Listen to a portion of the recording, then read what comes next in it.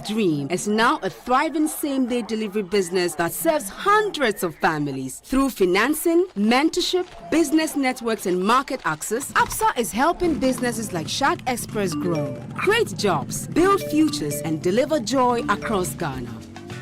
Behind Anthony's success isn't only hard work, it's having the right partner like APSA. From funding to guidance, APSA stands with entrepreneurs who dare to dream. We see your story and we invite you to write it with us. Your story matters. APSA.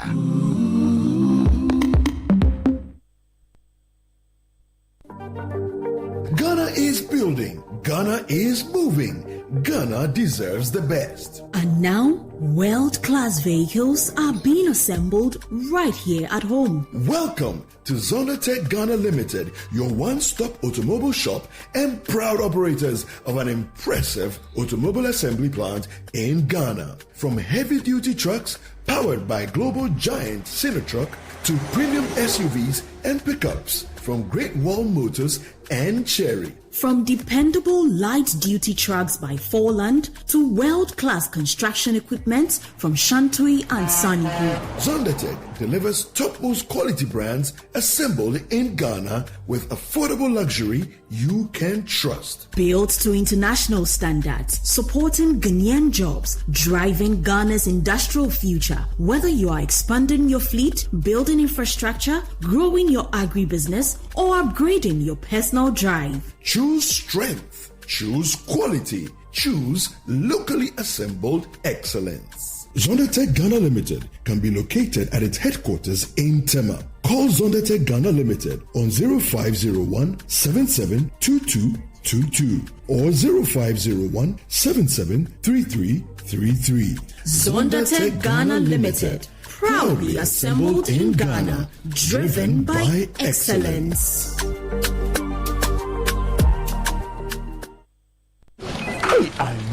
Challenge these days, new level crown.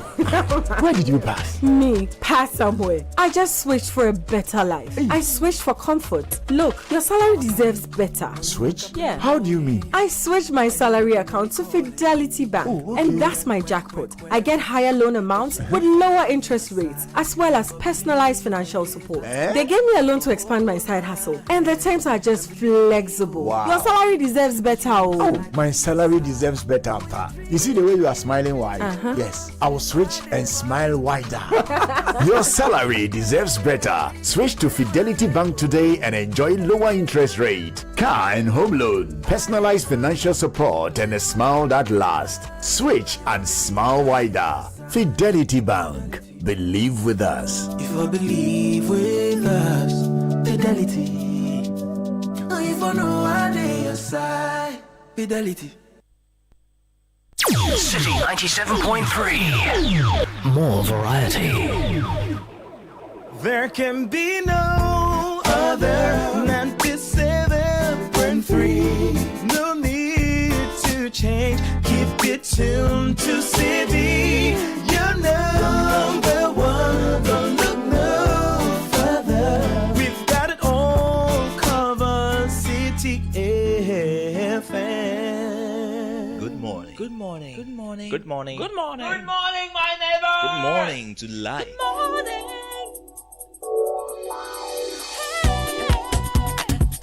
Music, talk, inspiration, in perspective.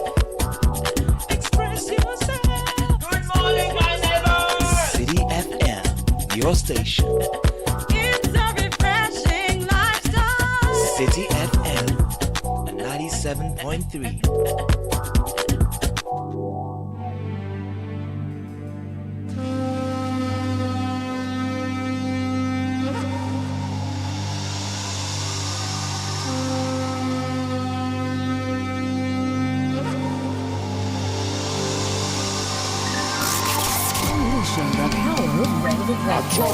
This is Citi 97.3. Achobo atana nyongo. Yo nyongo. No nyongo.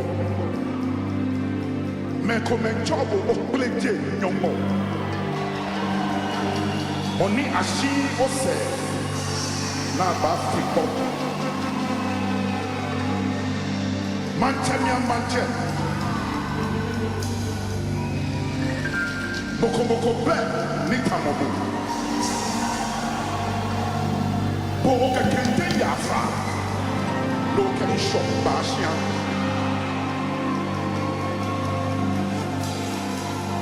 Kaji obele anyana. Ne kaji ongawe moko nye abele. City Loha Kende, who for Haj, Wababo Semene, Ketchy Obe Concole. The City Breakfast Show. Rise above the noise. Come on.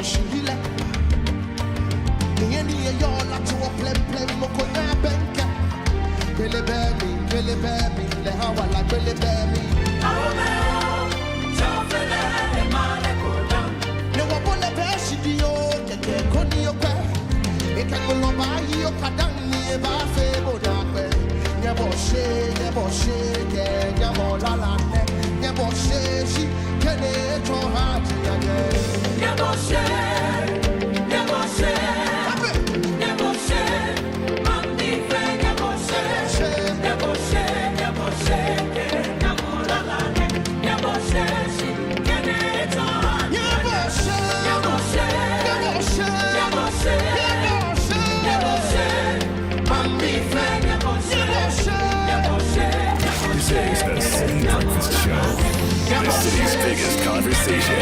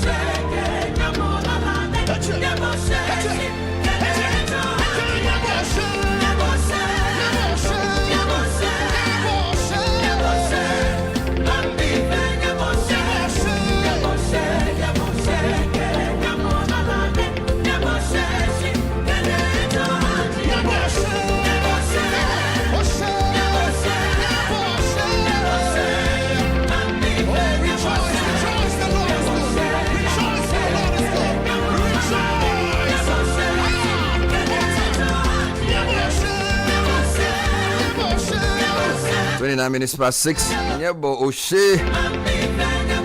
People of the land, let's give the Lord a praise.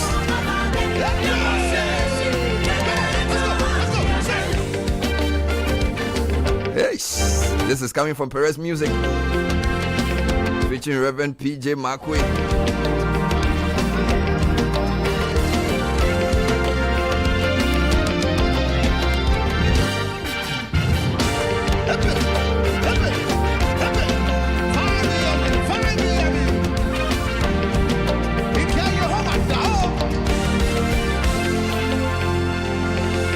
When praises go up, blessings come down. Every good gift and every perfect gift is from above, from the Father of lights, for whom there is no variableness or shadow of turning.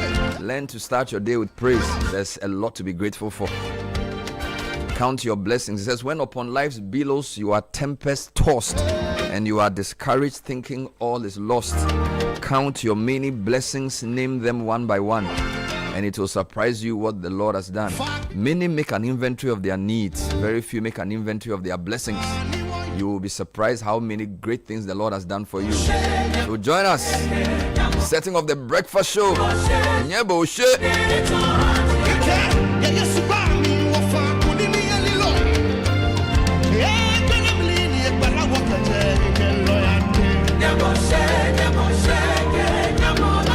It's an interactive show starting from now till 10 a.m. Starting off with Business Sense with APSA. No matter how nice your landlord is, nothing beats owning your own home. APSA knows that. That's why this 2026 we're helping you say yes to making it happen. With an APSA mortgage, you can finance your dream home with flexible, tailored solutions. Get up to 5 million cedis with 5 to 15 years to pay back on a fixed interest rate. This 2026, say yes to your home sweet home. Visit an APSA branch to apply for an APSA mortgage today.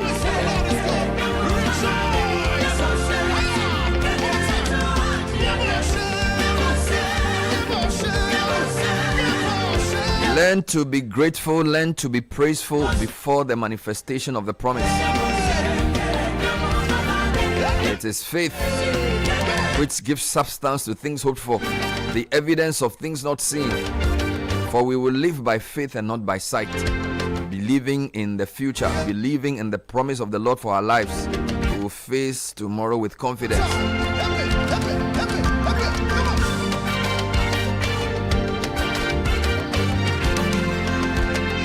A Ghana praise in an Agbaja style. Ghana deserves best. That's why Zonda is assembling world-class vehicles right here in Ghana. Zonda Tech Ghana Limited is your one-stop automobile shop and proud operator of an impressive automobile assembly plant. Sinotrack, Great Wall Motors, Cherry Tigo, Forland, Shantui. I like Shantui. Sounds like some ninja. Shantui. It does. Shantui. No, too much. And the Sunny Group. Shantui. Okay. Too much. Zonda Tech delivers top most quality brands assembled here in Ghana, and they are proud to be associated with the newspaper review right here on the Citi Breakfast Show. Choose Zonda. Choose quality. Choose excellence.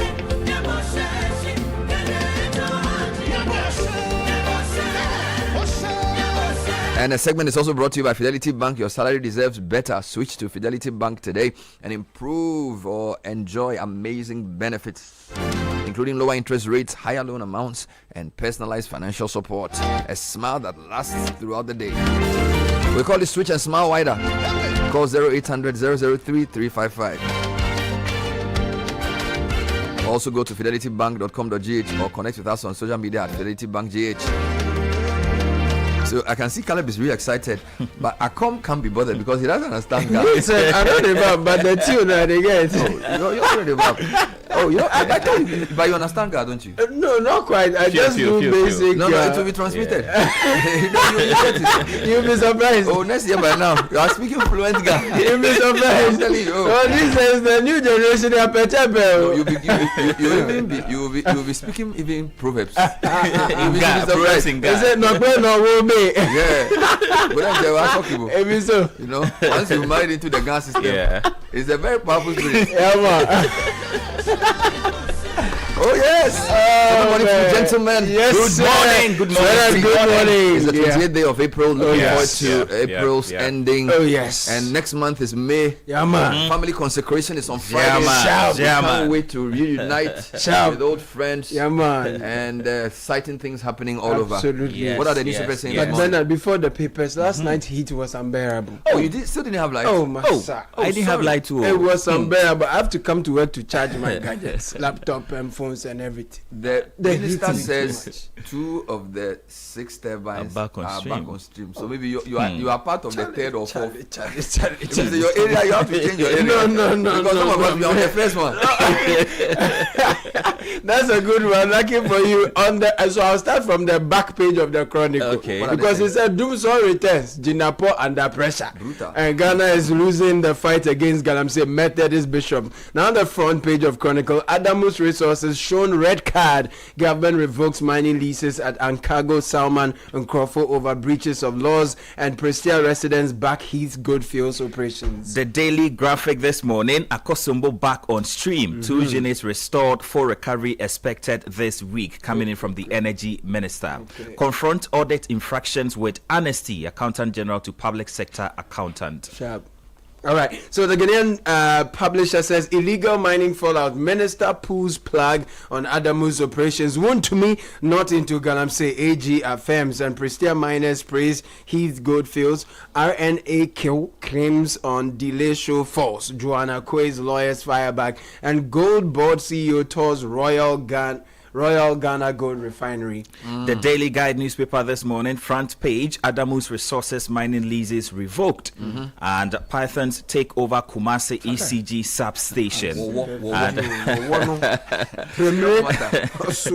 Heath Goldfields must stay, according to residents in the area. They also captured the RNAQ story. Lawyers punch RNAQ pre-judicial interview. Yeah, and if you come to the Ghanaian Times, Dumso Scare, Akosombo back on stream, power supply to improve. Energy Minister. The story on Lance Minister revoking Adamus's license is also here. Lease, and President cuts sword for airport concourse project. On the back page of the Ghanaian Times, Ghana Health Service raises alarm over rising obesity among adolescents. Unauthorized mining, Adamu's Resources is hot.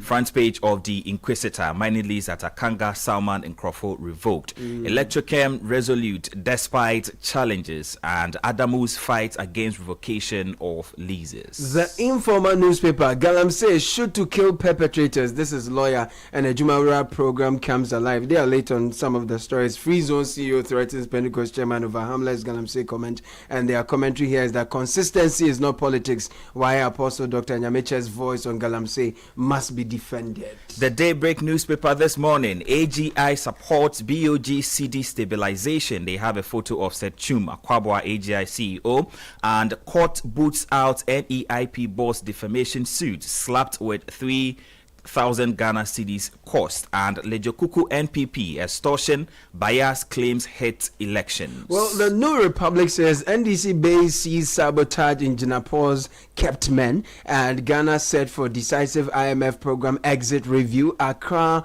airport jams. Mahama rushes new concourse as passenger surges bite, and Adamus unmasked. That is here as well. OSP created through years of reform, and Ghana fintech boom faces reality test. Let me add this story on the back page of the Daybreak. Ghana Armed Forces says court convoy attacked in Binduri. 3 civilians killed. My final paper, Economy Times. DDEP shadows loom over diaspora bond push amid record $7.8 billion remittance surge, and then Ghana Stock Exchange rebounds in April after March sell-off, regains position among Africa's top performing markets, and Cocoa Board and Swiss delegation partner to scale innovative cocoa juice production at Achiase facility. I'll take you online. If you go to channel1newsonline.com, Binduri attack, 21 assailants arrested. This is the Ghana Armed Forces updating us on this attack that took 3 lives.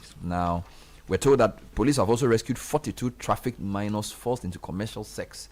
And then GTEC withdraws post-retirement directive after Education Ministry's order. So a bit of calm returning there.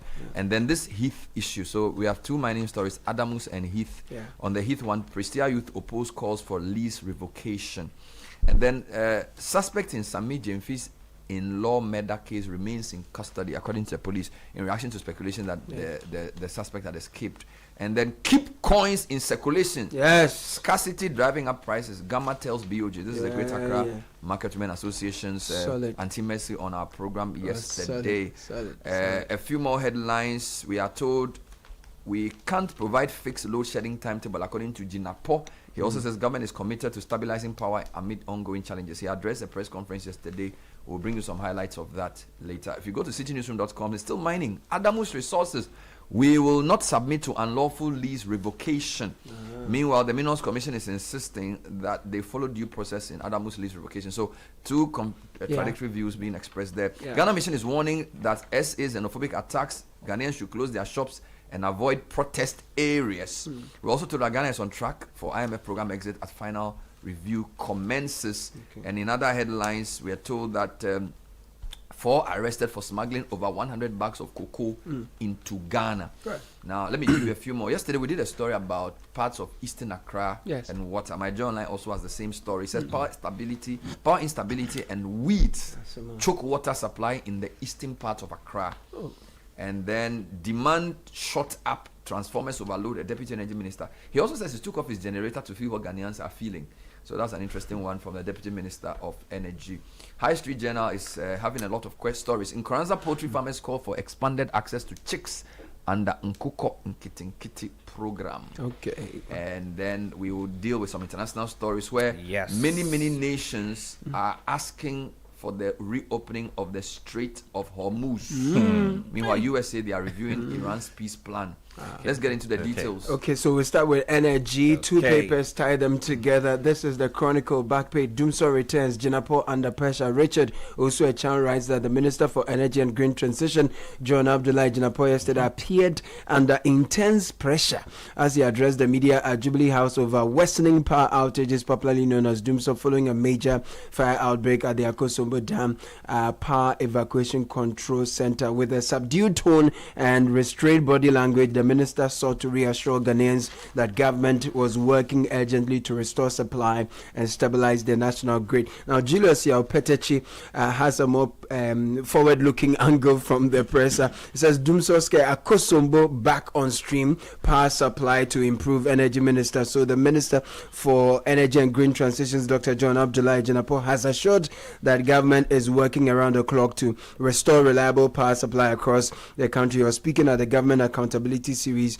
at the Jubilee House. The minister stated that although the ministry, in collaboration with its agencies, was undertaking a transformer replacement and upgrade program, the power situation had been worsened by the fire which affected the control room responsible for power evacuation at the facility. He indicated that the incident left more than 1,000 megawatts of power stranded. We know this already. So the updates in the graphic and also on Channel 1 News is that two out of the units are back on stream. They are restored. And quoting, he says, I am pleased to report that through emergency technical interventions and shared determination, the first generating unit was successfully restored yesterday.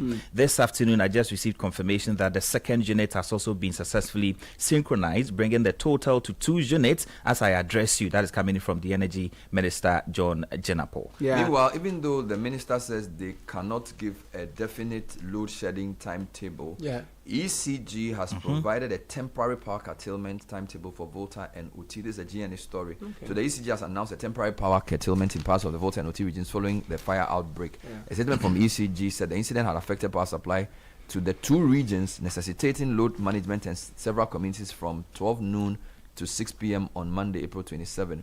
The details of the areas include Adidome, Achemfo, Mafiamfwe, Mepe Dogame, Adehobato, Bando Technical, Basek. Also, we have Bando Township, Vegolokwati.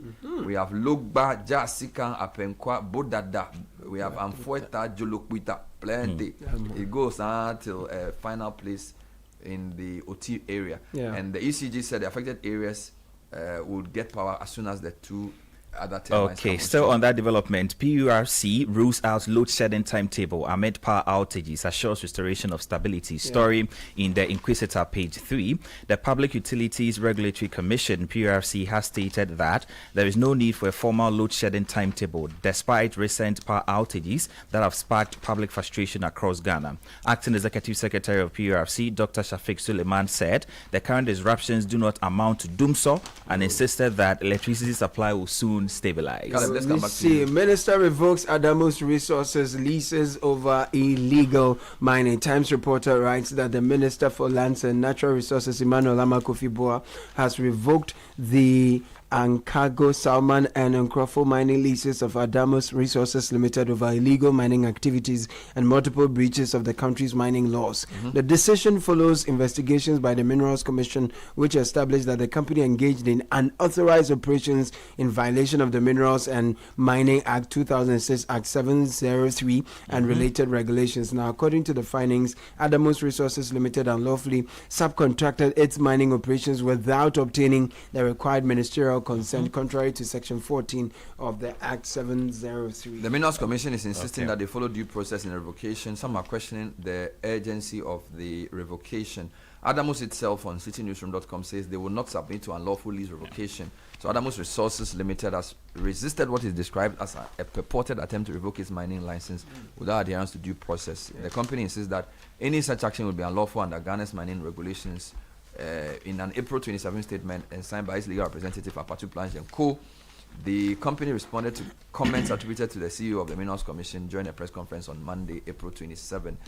Adamos Resources argues that a position taken by the Minerals Commission is inconsistent with Ghana's legal framework governing the mining sector. So this is something we'll look into. There's also a Heath one. Yes, there's a Heath one. The Daily Guide, page 6, story from Emmanuel Opoku coming from Pristia. Heath Goldfields must stay. That is according to residents living in the area. Now, hundreds of residents of Pristia in the western region yesterday organized a peaceful walk through the principal streets to throw their support behind Heath Goldfields Limited, operators of the Pristia Bogoso mine. The visibly elated resident, most of whom tied white pieces of cloth on their heads signifying victory, chanted "Heath must stay" as they walked. According to the resident, Heath Goldfields has proven beyond reasonable doubt that it is ready to support government cooperative mining initiative by ceding part of its concession to the community for projects. So away from mining and power related issues, I take your attention to health. The Ghana Health Service has raised alarm over rising obesity among adolescents. So Prince Ado writes on the back page, Prince Ado from Pong. 3% of adolescent girls aged between 15 and 19 in the country are obese, the Ghana Health Service has reviewed. Similarly, 1% of adolescent boys within the same age bracket are also affected, while a number of children have been classified as underweight. The Deputy Director of Nutrition at the Ghana Health Service, Olivia Maunyo Timpo, has therefore warned that the trend poses a serious public health risk and requires urgent intervention to prevent a rise in non-communicable diseases. She made the remarks during a 5-kilometer walk for life initiative organized by I Thrive Ghana in Accra on Saturday. Now, the Daily Graphic confronts audit infractions with honesty, page 13 of the Daily Graphic, story by Chris Nunu from Koforidua.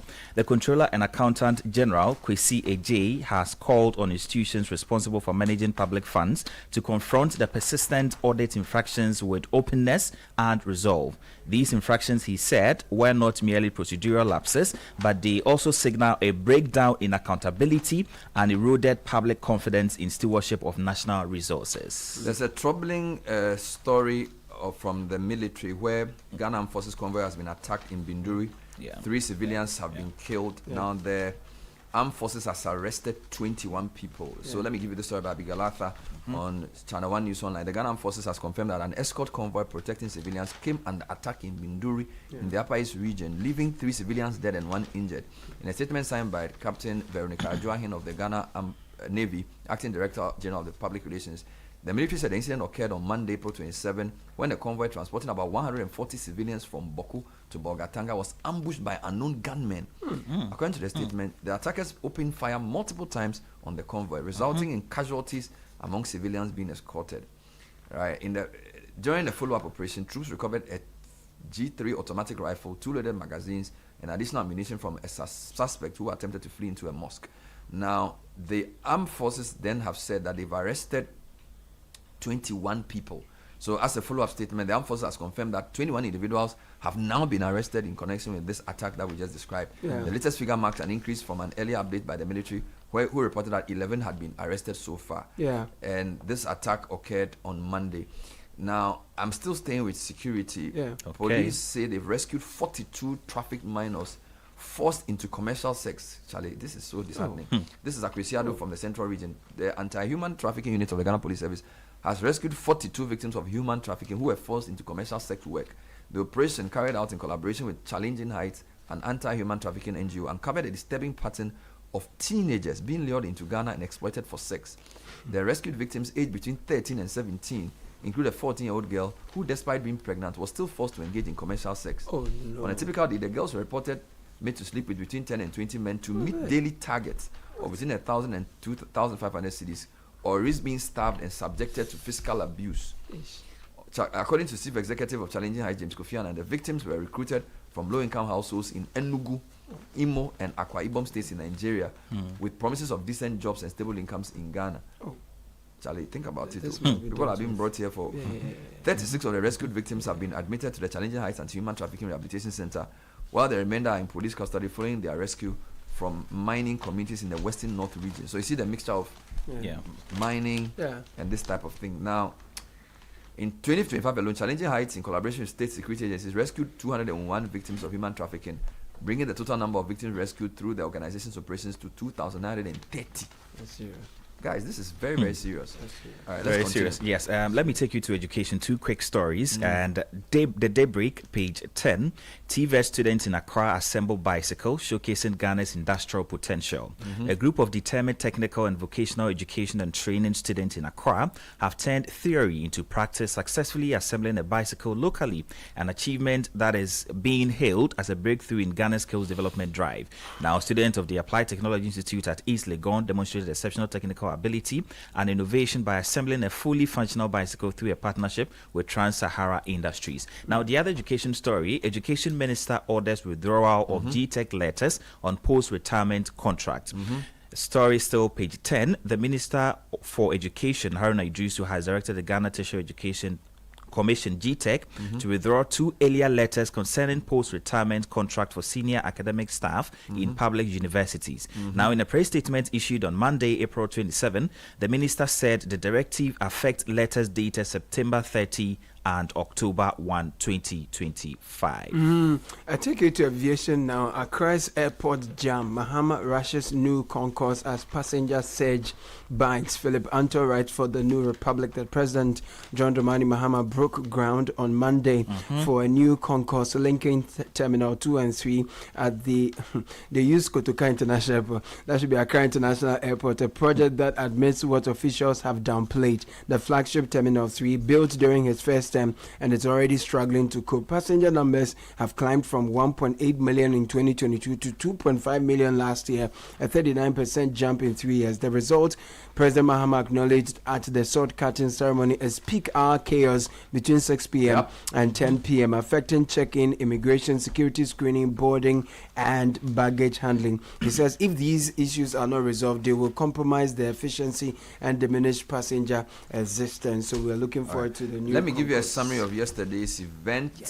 Ghana's economic recovery gains pace, but experts warn or urge for caution. So Ghana's economic recovery has gathered pace faster than expected, but sustaining the gains will require discipline beyond the current reform program. Expert at a roundtable hosted by Channel 1 Television on Monday, April 27. The event dubbed the Quarterly Economic Outlook assessed the country's economic turnaround and what lies ahead, bringing together players from the financial and trade sectors. Now, details are given. Dr. Tio Champon, technical advisor of the Ministry of Finance, said key indicators are improving at an unusually rapid rate despite global uncertainties. Economist at the University of Ghana, Dr. Gloria Afo-Mensah, said the stabilization seen in easing inflation and improving growth had come at a cost, particularly for the central bank. Then something very interesting was said yesterday.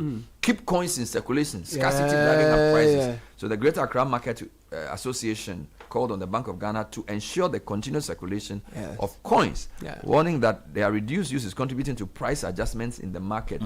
Now, speaking on the issue on the panel discussion, Na Afowa Dade Padua appealed directly to the central bank to maintain adequate circulation of coins. We want to tell the Ghanaian public, please, the coins are still in existence. Governor, the coins that are being removed from existence is what is causing increase in the prices of certain things. Thank you. And she spoke about sachet water, etc. That was a very interesting one indeed. I liked her explanation also on why traders are saying that people are not buying things. Very interesting. She said that prior to now, because of the instability in prices, you go in the morning, people by buy evening. So now that I see, so people are not rushing to buy.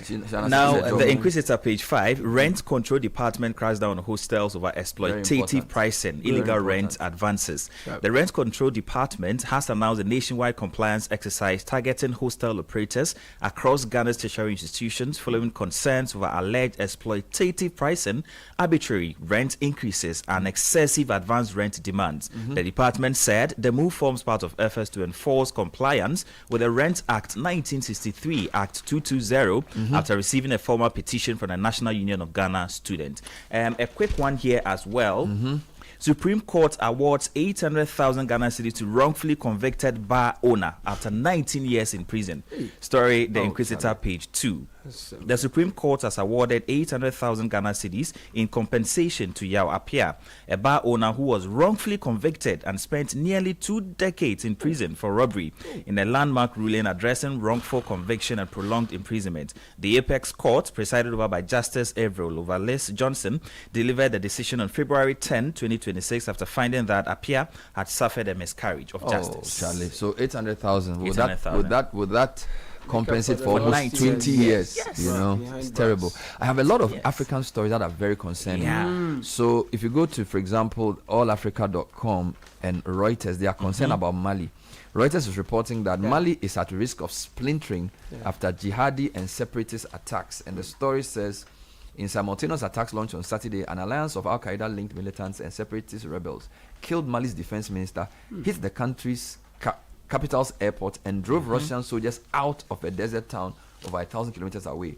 The scale and scope of the offensive on multiple sites around the capital Bamako and at least 3 towns across the vast West African country demonstrated an unprecedented ability to coordinate fighters from different groups with different goals and strike at the heart of the military government. So this is really troubling indeed. And there is another article that is suggesting that Mali has been targeted by widespread and coordinated armed attack from various groups. Now, there's also a lot of killings. If you go to the BBC's Africa page, for example, IS, which is another Islamist group, has claimed responsibility for an attack in Nigeria that killed 29 people. Right? Then another one, gunmen raid Nigerian orphanage and kidnap children. Charlie, it's a crazy matter. And then at least 42 killed in Chad. After water well dispute escalates. So many things happen in Africa which are not good. Then plane crash in South Sudan kills all 15 on board. You know, if you follow international news, you think that nothing is happening, but so many people are dying in Africa. So you have 29 people killed by militants and they raided a football pitch and just started shooting people just like that, right? And I don't know what they are trying to achieve and why anybody would support such a thing, right? And then you go and kidnap orphans. Right, so gunmen killed at least 29 people in an attack in Nigeria's northeast state of Adamawa. The Islamic State has claimed responsibility for the attack without specifying its motive. And then another group went to a place in central Nigeria called Kogi State and kidnapped 23 orphans. I don't know. Blood-tested demons just collect. I don't understand. And then plane crash in South Sudan. All 15 gone. On board. They are all we need strong leadership in West Africa. It's very important. And we need to pray for the continent. Amen. Thank you very much, Caleb Kuda, and to Samuel Akom. This is the Citi Breakfast Show, the city's biggest conversation. Join the conversation on the Citi Breakfast Show on Facebook at facebook.com/Citi97.3, Twitter at twitter.com/Citi973, and Instagram at instagram.com/Citi973 with the hashtag CitiCBS. This is the Citi Breakfast Show, the city's biggest conversation. And we have a big one on the Citi Business News today because Channel 1 TV is outdoing our market price barometer. It's a monthly price tracking initiative. And Neil Atilat, head of business desk, is here with the news. And also more information about this. So, Ni, welcome. Thank you very much, Bernard. So, what is this market price barometer you are launching Well, today? it's our own way here at Channel 1 Television as well as 97.3 Citi FM to track the pulse of, prices of essential commodities here in Accra. And so if you go to the market, typically, what are the things you are buying? How much are you getting it for? And at what price? So here at Channel 1 Television and 97.3 Citi FM, we are going to do this every month. It's a monthly tracker. It's a monthly tracker. And so what we will do is that we'll go to the market, speak to some of the market women, get the prices, and then we find the averages. So what we will give you is the average price. Of which types of products? So we have 4 categories. So first we have the household food staples. So your typical rice, your cassava, your plantain. Correct. And what have you. And also your protein and fresh, produce. So fish, meat, fish, and those kind of things. Meat, tilapia, fresh tilapia for those who like tilapia. And also some other, essential commodities like oranges, garden eggs, tomatoes, so this onions. is food. So this is food. And then we also have the construction bit. So talk of, sand, because construction is a key, component of, the economy. So we talk of sand, talk of nails, talk of iron rods, how much you are getting all of these at the market. So would that include transportation? Yeah, that also includes transportation. So transportation and energy. So fuel prices. Wonderful. Also one of the components of the tracker. And you'll be releasing this monthly? Yes, every month. So expect this the last week of every month. So we go to 4 markets, speak to about 4 or 5 market women, and then we strike the average. So this particular tracker, we went to Agbulushi, we at Mala Market, Ashaman Market, and also Medina Market. So you have some information to share later in the news exactly today, on the Channel 1 market price barometer. Indeed. Amazing stuff. All right, so the City Business News is on, so let's hear the details of that. All right, thank you very much, Bernard. This is the breakfast edition of City Business News, brought to you by MTN, EcoBank and Valex. Coming up, balance sheet impairments suffered by Bank of Ghana, a strategic trade-off for Ghana's economic recovery. We hear from economist Dr. Gloria Afo-Mensah and other panelists on Channel 1 TV's first quarterly economic outlook. Also, Ghana on track for IMF program exit as final review commences on Wednesday. Much later, government racing against time to restore power as more businesses and households count losses over erratic electricity supply. I'm Neela Taylor. The details of these and more coming up in the next 10 minutes. Well, in our very first story, economist at the University of Ghana, Gloria Afo-Mensah, says Ghana's recent macroeconomic stabilization has come at necessary but justified cost to the balance sheet of the Bank of Ghana. This comes as the economy records a notable turnaround, with inflation easing to about 3.2%, monetary policy gradually normalizing from crisis levels, and GDP growth projected to rise to around 6% in 2025, up from 5.8% in 2024. She made the comments on the quarterly economic outlook on Channel 1 TV on Monday. Here's more. Dr. Gloria Afo-Mensah pointed to excess liquidity in the banking system and profit-maximizing behavior by banks as key factors that distort transmission, as banks often respond to government securities rather than policy signals. This, she said, necessitated open market operations to mop up liquidity actions that appear as costs on the financial statements of the central bank. The losses that we are talking about, well, first of all, let me use 2 statements, that they are accounting losses. And the other one is the fact that they are necessary correction losses. So in this case, what the central bank did was to find a way to mop up the excess liquidity in the system. That's, that structural issue that I spoke about. And one of the things that they did was to use the OMO, the OP market operation. Defending the data underpinning Ghana's growth, technical advisor at the Ministry of Finance, Theo Champong, noted that the country's relative stability is already being felt at the fuel pumps, despite ongoing tensions in the Middle East. The numbers that you're seeing on the screen are real, and people actually are feeling it in their pocket with all the pressures that we're seeing from the ongoing war in the Middle East. We still don't see people actually queuing up at the pumps looking for petrol to buy, right? One thing is very important in all of this, which is basically the stability that the exchange rate has brought forth. The business community acknowledged recent policy gains but called for deeper sustained reforms to preserve stability. CEO of the GNCCI, Magbedu Abuaji, said business confidence is gradually improving. He spoke about interest rates. I mean, it's one of the factors that every business person will talk about. If you are borrowing at 35%, obviously, there's no way you make profit. You either cut down production or you go off completely because you're making losses. You've seen significant drops in that. So for me, even though the 11, 12 is high, it is stable and predictable. Similarly, CEO of the AGI, Seth Chumakwabwa, commended government for the recent economic stability. Currently, we are around 116, and that is way above, and it's almost like a record level over the past so many years. Good. So clearly, it tells us that the confidence level has gone up, and that has implications, because when the confidence level is going up, businesses are feeling more comfortable to invest. For her part, the president of the Greater Accra Markets Association, Na Afrowa Dade Padwa, urged the Bank of Ghana to implement measures that encourage the continued use of coins in daily transactions, warning that their rejection is pushing up prices of goods and services. If they say ice water is 30 pesos, where will you get the change? If they say it's 50, how? So presently, from 50 pesos, if you don't take care, they will add another fee, which is 100% increase.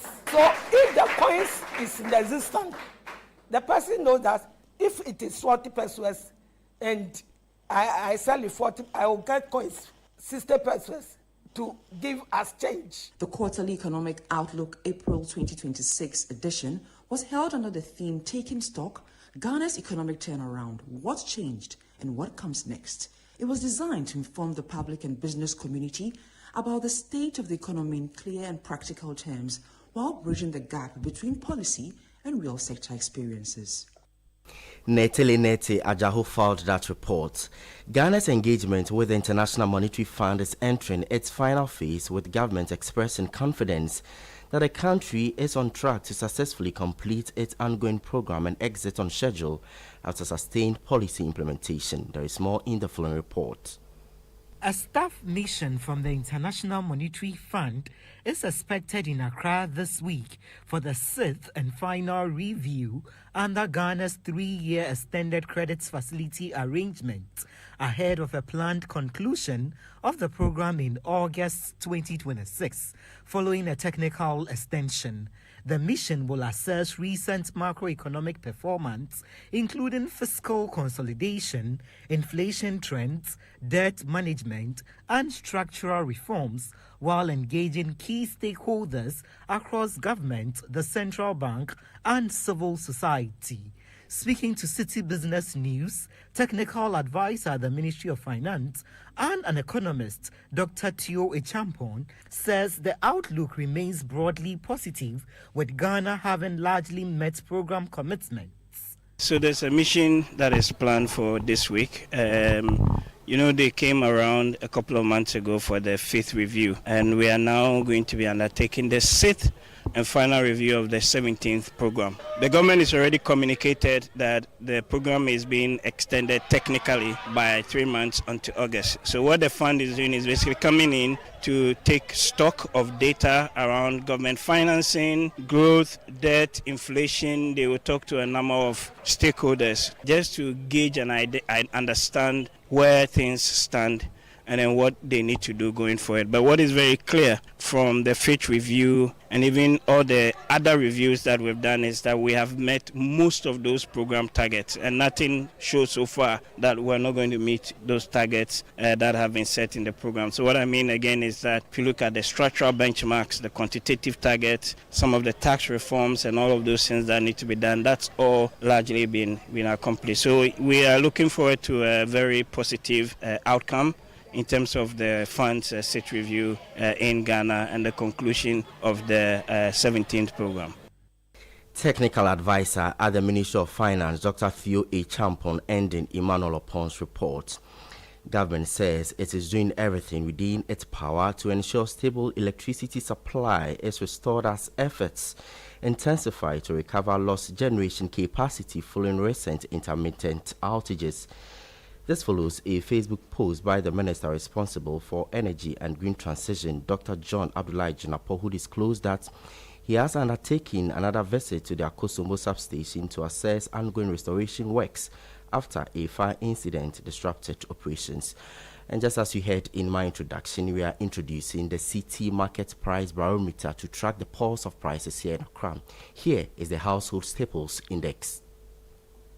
According to the latest Channel 1 TV Market Price Barometer and the Household Food Staples Index, the average market price of imported rice for a 5-kilogram bag is 73 cedis 50 pesos. Local rice per Olonka averages 46 cedis 50 pesos, while maize per Olonka is priced at 18 cedis 25 pesos. Plantain per bunch records an average market price of 56 cedis 75 pesos. Cassava per a large sack averages 600 cedis, remaining one of the most expensive staples in the basket. Tomatoes per a 4.5-liter bucket averages 122 cedis 25 pesos, while onions average 61 cedis 25 pesos of the same 4.5-liter bucket. Palm oil remains relatively stable at 36 cedis 25 pesos per liter.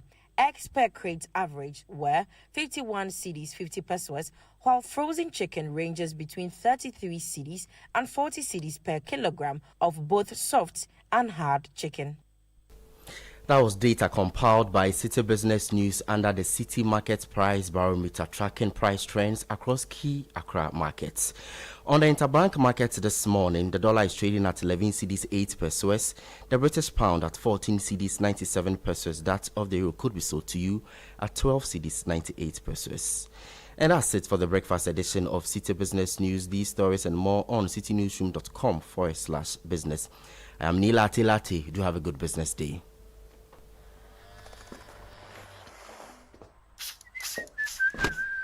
Charlie, dream I'm nice. I get some serious meeting. Allah, motion. But Charlie, no credit today. Oh, but you relax. Momo day. Hey, what funny. Yes, so I borrow small, sort myself out. I pay back. We move.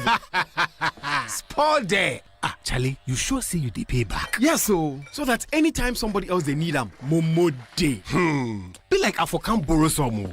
Hey, you this boy. Don't go there and disgrace yourself. Allah, motion. Responsible borrowing be the real flexo for today's needs and tomorrow's dreams. Borrow, sort them, pay back. Momo Day.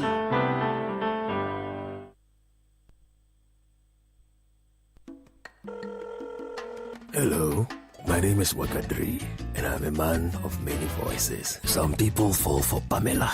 Good afternoon, this is Pamela. We're revalidating some mobile app accounts. Kindly confirm your details.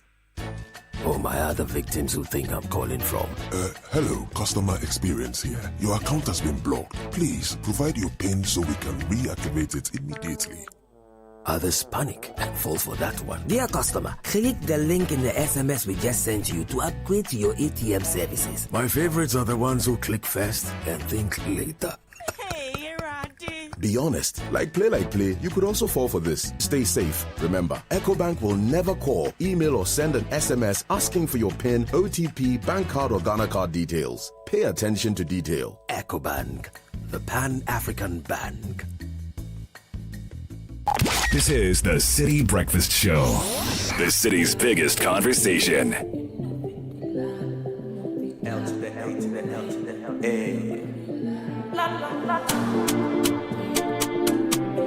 7:13, Nila Telate just went by with the business news and the launch of the Channel 1 TV Market Price Barometer. Look forward to that. My name is Caleb. Gabby Affairs in the studio has got you on kickoff. Business news was brought to you by EcoBank and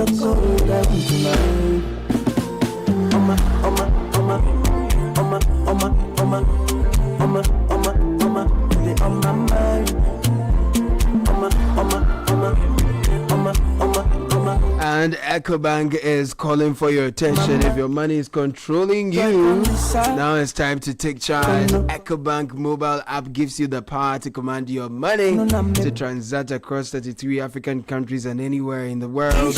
Command your money to make water, electricity, and school fees payments, bank and mobile money transfers, create virtual cash to buy only what you need, and more. So, Money Commander, download the EcoBank mobile app now on the App Store or Play Store and command your money. Commanding your money also means paying attention to details. EcoBank will never call or send an SMS asking for your PIN, OTP, bank card, or Ghana card details. When in doubt, call the EcoBank call center 0800 003225. EcoBank is the Pan-African Bank. Gabby is ready with kickoff that's brought to you by Polytank and Let's Share. Oh, have you gotten your Polytank Sumo Super yet? If not, this is your month to save. Get 10% off the premium multiple layer Sumo Super tank from now till the end of the Ghana month. Okay, it still continues nevertheless. It's built with advanced multi-layer technology and reinforced for superior durability. Don't miss this limited time offer. Visit any Polytank outlet today. Ask for Sumo Super and save over 1,000 Ghana Citi. Polytank is the original, always the best. Papa no ankasa. The caution for you is that we do not request for Momo payments online, so beware of fraudsters. Kickoff is also brought to you by Let's Share Ho Savings and Loans. And they got great news just for you. Fala season is on from now until 30th April 2026. Interest rates have been reduced further just for you. Apply for a loan today to sort out all your needs at the best rates on the market. Fala season is on. Just WhatsApp or call Nana on 02700 4799 now. Always remember terms and conditions apply. Let's share, let's improve life. And just before we get into kickoff, you know that moment when the alarm rings and life is already asking questions. Campus, office, hustle, dreams all waiting to be chased. Those are the moments when you need something that helps you show up and keep you going. That's why Cowbell Coffee stays with me every single moment. Whether you're grinding for that exam, pushing deadlines at work, cooking up the next big idea, Cowbell gives you that creamy taste and rich coffee aroma to kickstart your day right. And you can enjoy it anytime. Because success doesn't just happen overnight. It's the little moments, the early mornings, the late nights. And through it all, Cowbell Coffee day for you. Cowbell Coffee with you every moment. Gabby Affairs, yeah.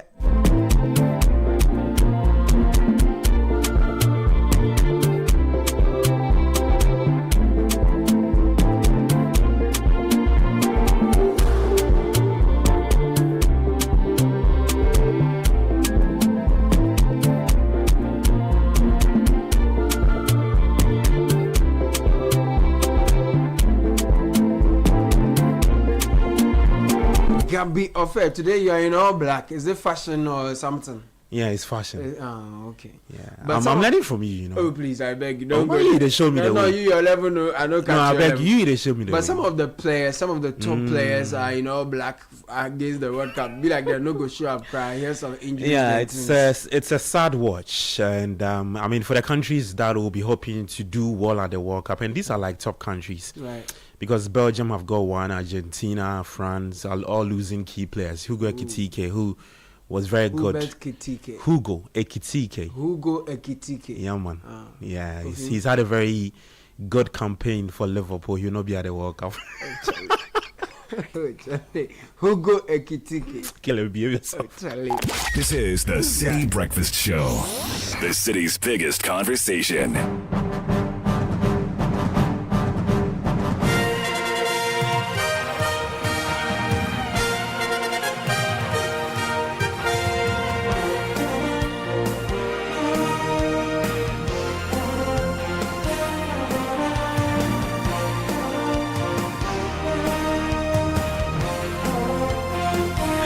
All right, Tuesday morning, April 28th. Welcome aboard to kick off right on the City Breakfast Show. Coming up.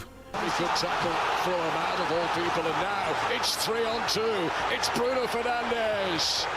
Who does he pick? Šeško! That's two!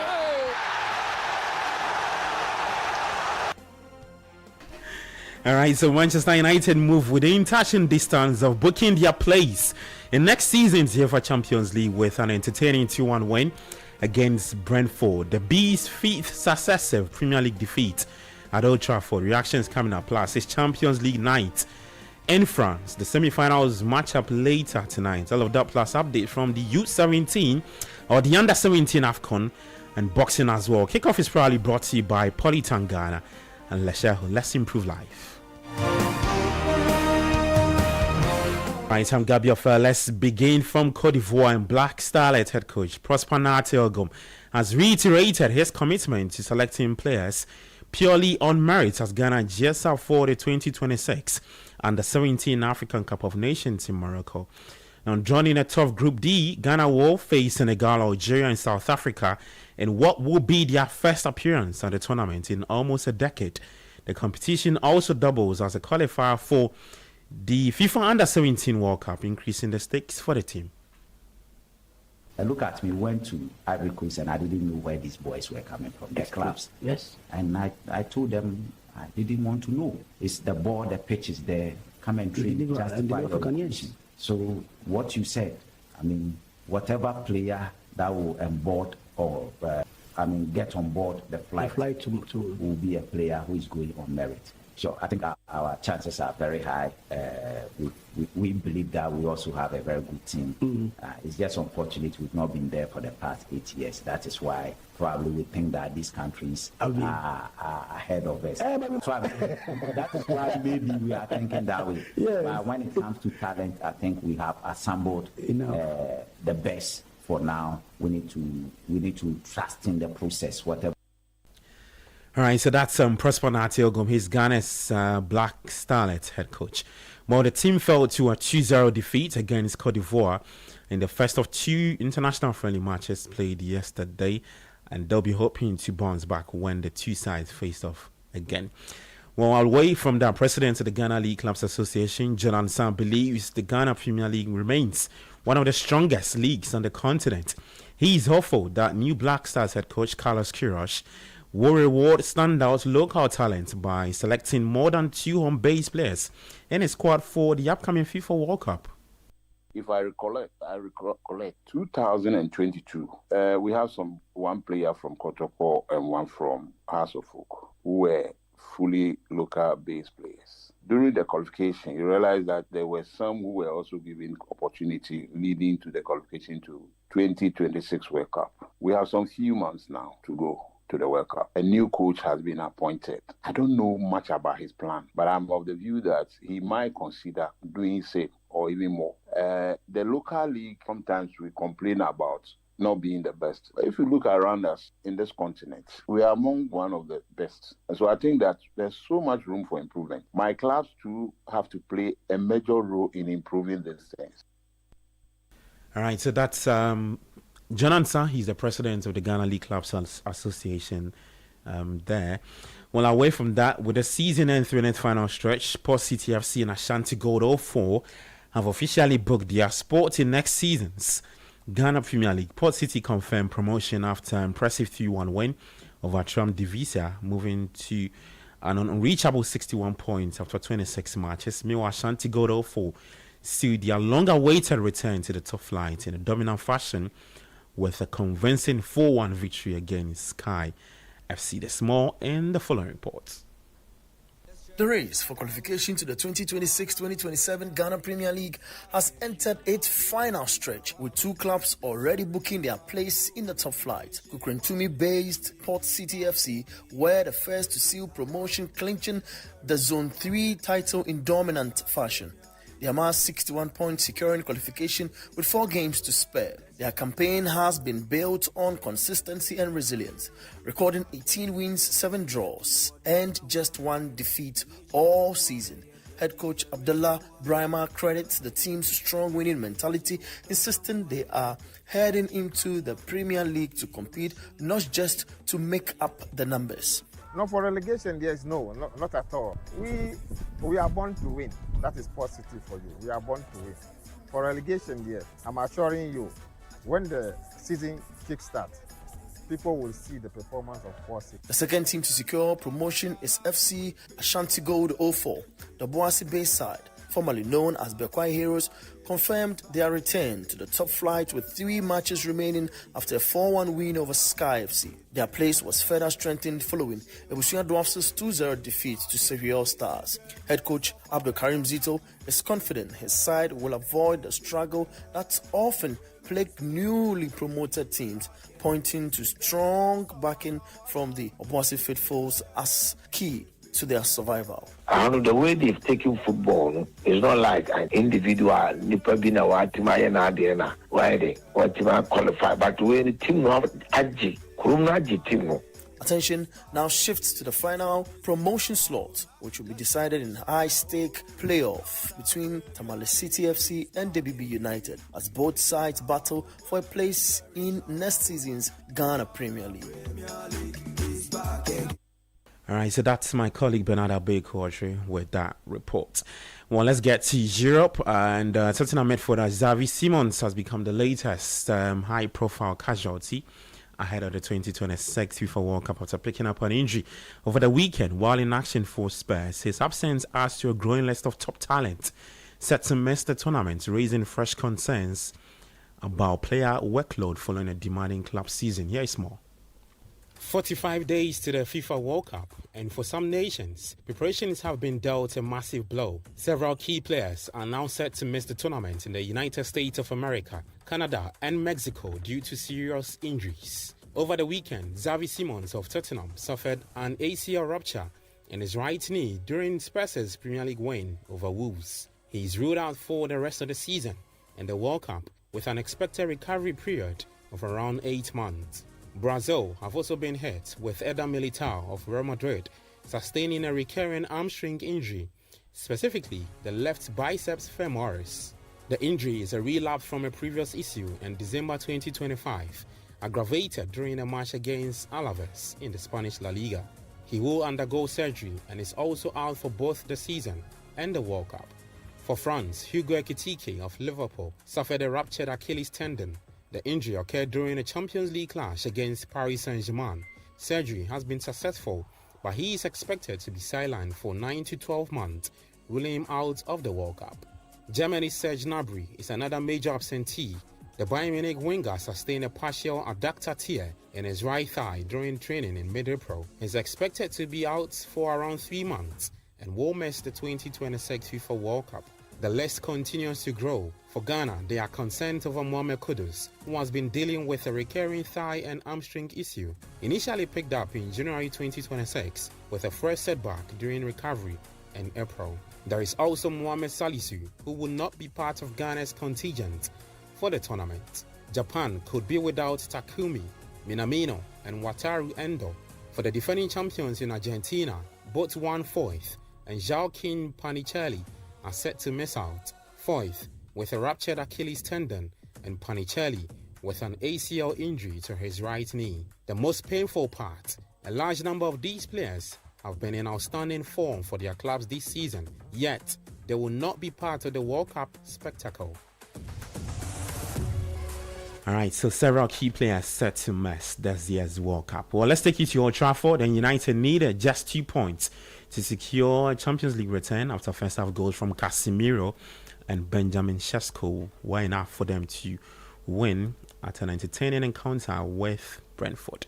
But later tonight in the Champions League, it's Paris Saint-Germain taking on Bayern Munich in the first leg of the semi-finals of the UEFA Champions League. We'll come back later and build up to the games later at 5 p.m. on Sports Flash. My kickoff is proudly brought to you by Polytan Ghana. Let's share, let's improve life. For more stories, you can head to citysportsonline.com and on X at City Sports JH. I'm Gabby, your friend. Enjoy the rest of your day. Take care and bye-bye. This is the City Breakfast Show, the city's biggest conversation. Let's go. Let's go. Let's go. If you need unique services, innovative financial solution. We deliver on our promise, cause we are number one. Let's share go, we improve your life. Let's share go, hey, let's share go, hey, let's share go, hey, mama, hey mama, hey mama. Even when you're stuck with nothing, come to let's share go. No matter your situation, come to let's share go. Let's share go, we improve your life. Let's share go, hey, let's share go, hey, let's share go, hey, mama, hey mama, hey mama. Let's share go, we improve your life. Papa no no, papa no no, papa no no, papa no no, papa no no, Ankasa. Polytank is everywhere, durable and authentic. Stronger brand you can trust. Polytank, we get some more Rambo and get some more super. And the Polytank we did. Polytank, papa no no, papa no no, papa no no, papa no no, papa no no, Ankasa. Polytank, the original, always the best. Your skin deserves the best care possible. Introducing Princess Premium Lotion, crafted with vitamin B3 for all your skin types. Choose from our 4 luxurious variants: Radiant Skin with cocoa butter and vitamin E, Skin Revitalization, enriched with aloe vera and vitamin E, Healthy Glow featuring lemon and vitamin E, plus SPF 15 sun protection, and Skin Rejuvenation with carrot oil and vitamin A. Take care of the future you with Princess Premium Lotion. Princess Premium Lotion is your perfect choice. Available now for your everyday skincare needs. The GC brand, it's all about you. This advert is FDA approved.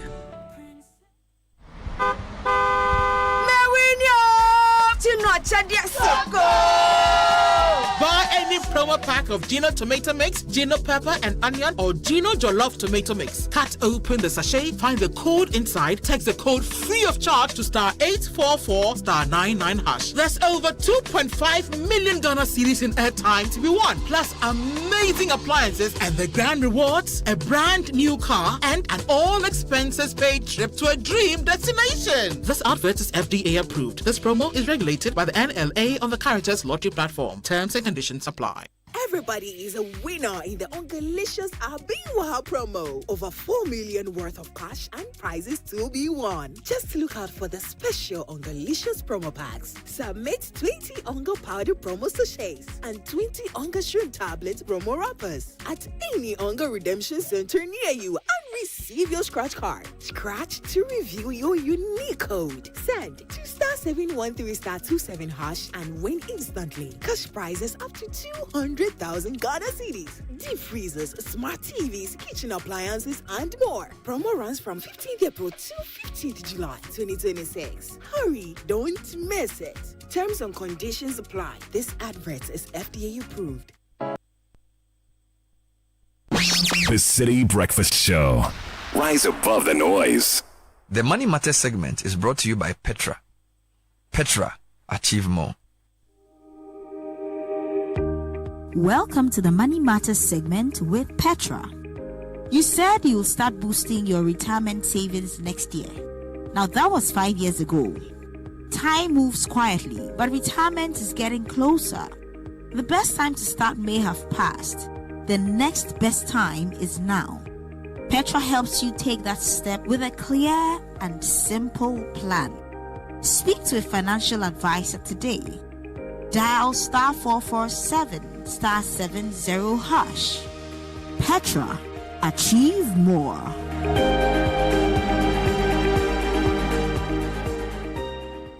The Money Matters segment was brought to you by Petra. Petra, achieve more. Unleashing the power of relevant radio. This is Citi 97.3. I don't wanna stress. I I want the soft life. I wanna have more time, make catch up life. I send money, I pay my bills, I buy airtime. Oh, I take the soft life. Abracadabra seems like magic, API magic. I don't need to carry money on me with Fidelity cards. I just need to swipe. Oh, I take the soft life. Oh, soft life. GHQR. I take my phone when I scan it. Payment complete. Fidelity app is so sleep. Oh, I take the soft life. Say hello to Kuku at the chatbot. Yeah, she's gonna simplify your digital banking. Fidelity digital banking, the new dimension. Dig the soft life. Modege, listen modege. Dig, dig, dig, dig. Dig, dig, dig, dig. Fidelity Bank. Believe with us.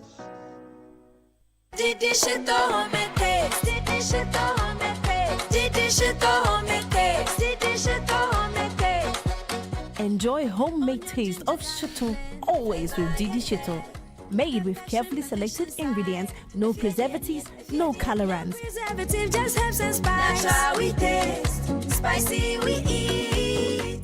Didi Shito, if you do need. This advert is FDA approved. Bold colors, bold patterns, bold choices. Bold since 1966. Through every decade, every celebration, every woman, every story. For 60 years, GTP is still the first choice. Today, we are more than fabric. We are fashion. 60 years bold, because bold never gets old, gets retold, and stays gold. Get the GTP at 60th Anniversary Collection today from any accredited GTP distributor nationwide or from our retail shop in Osu and online at shop.gtpfashion.com and celebrate bold colors, bold patterns, and bold women. GTP. Life styled. This is the Citi Breakfast Show, the city's biggest conversation. The Citi Breakfast Show. Rise above the noise. Shame you. Hold on. Your time is coming. When you feel like the road done and you know see light again. When the weight of life they press and your heart they full of stress. From the miry clay, he go lift you high. Clean your tears, wipe your eyes. Though the night seem long and cold, joy is coming this I know. Oh, don't you fear. God is working his name. God now go shame you. He go make a way for you. From the dust he go raise you.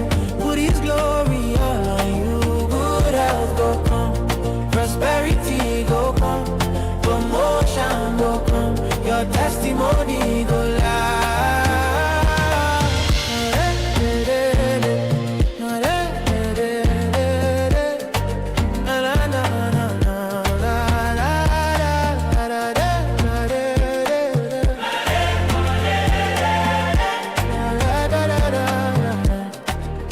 When the world they laugh at you and nobody stand with you.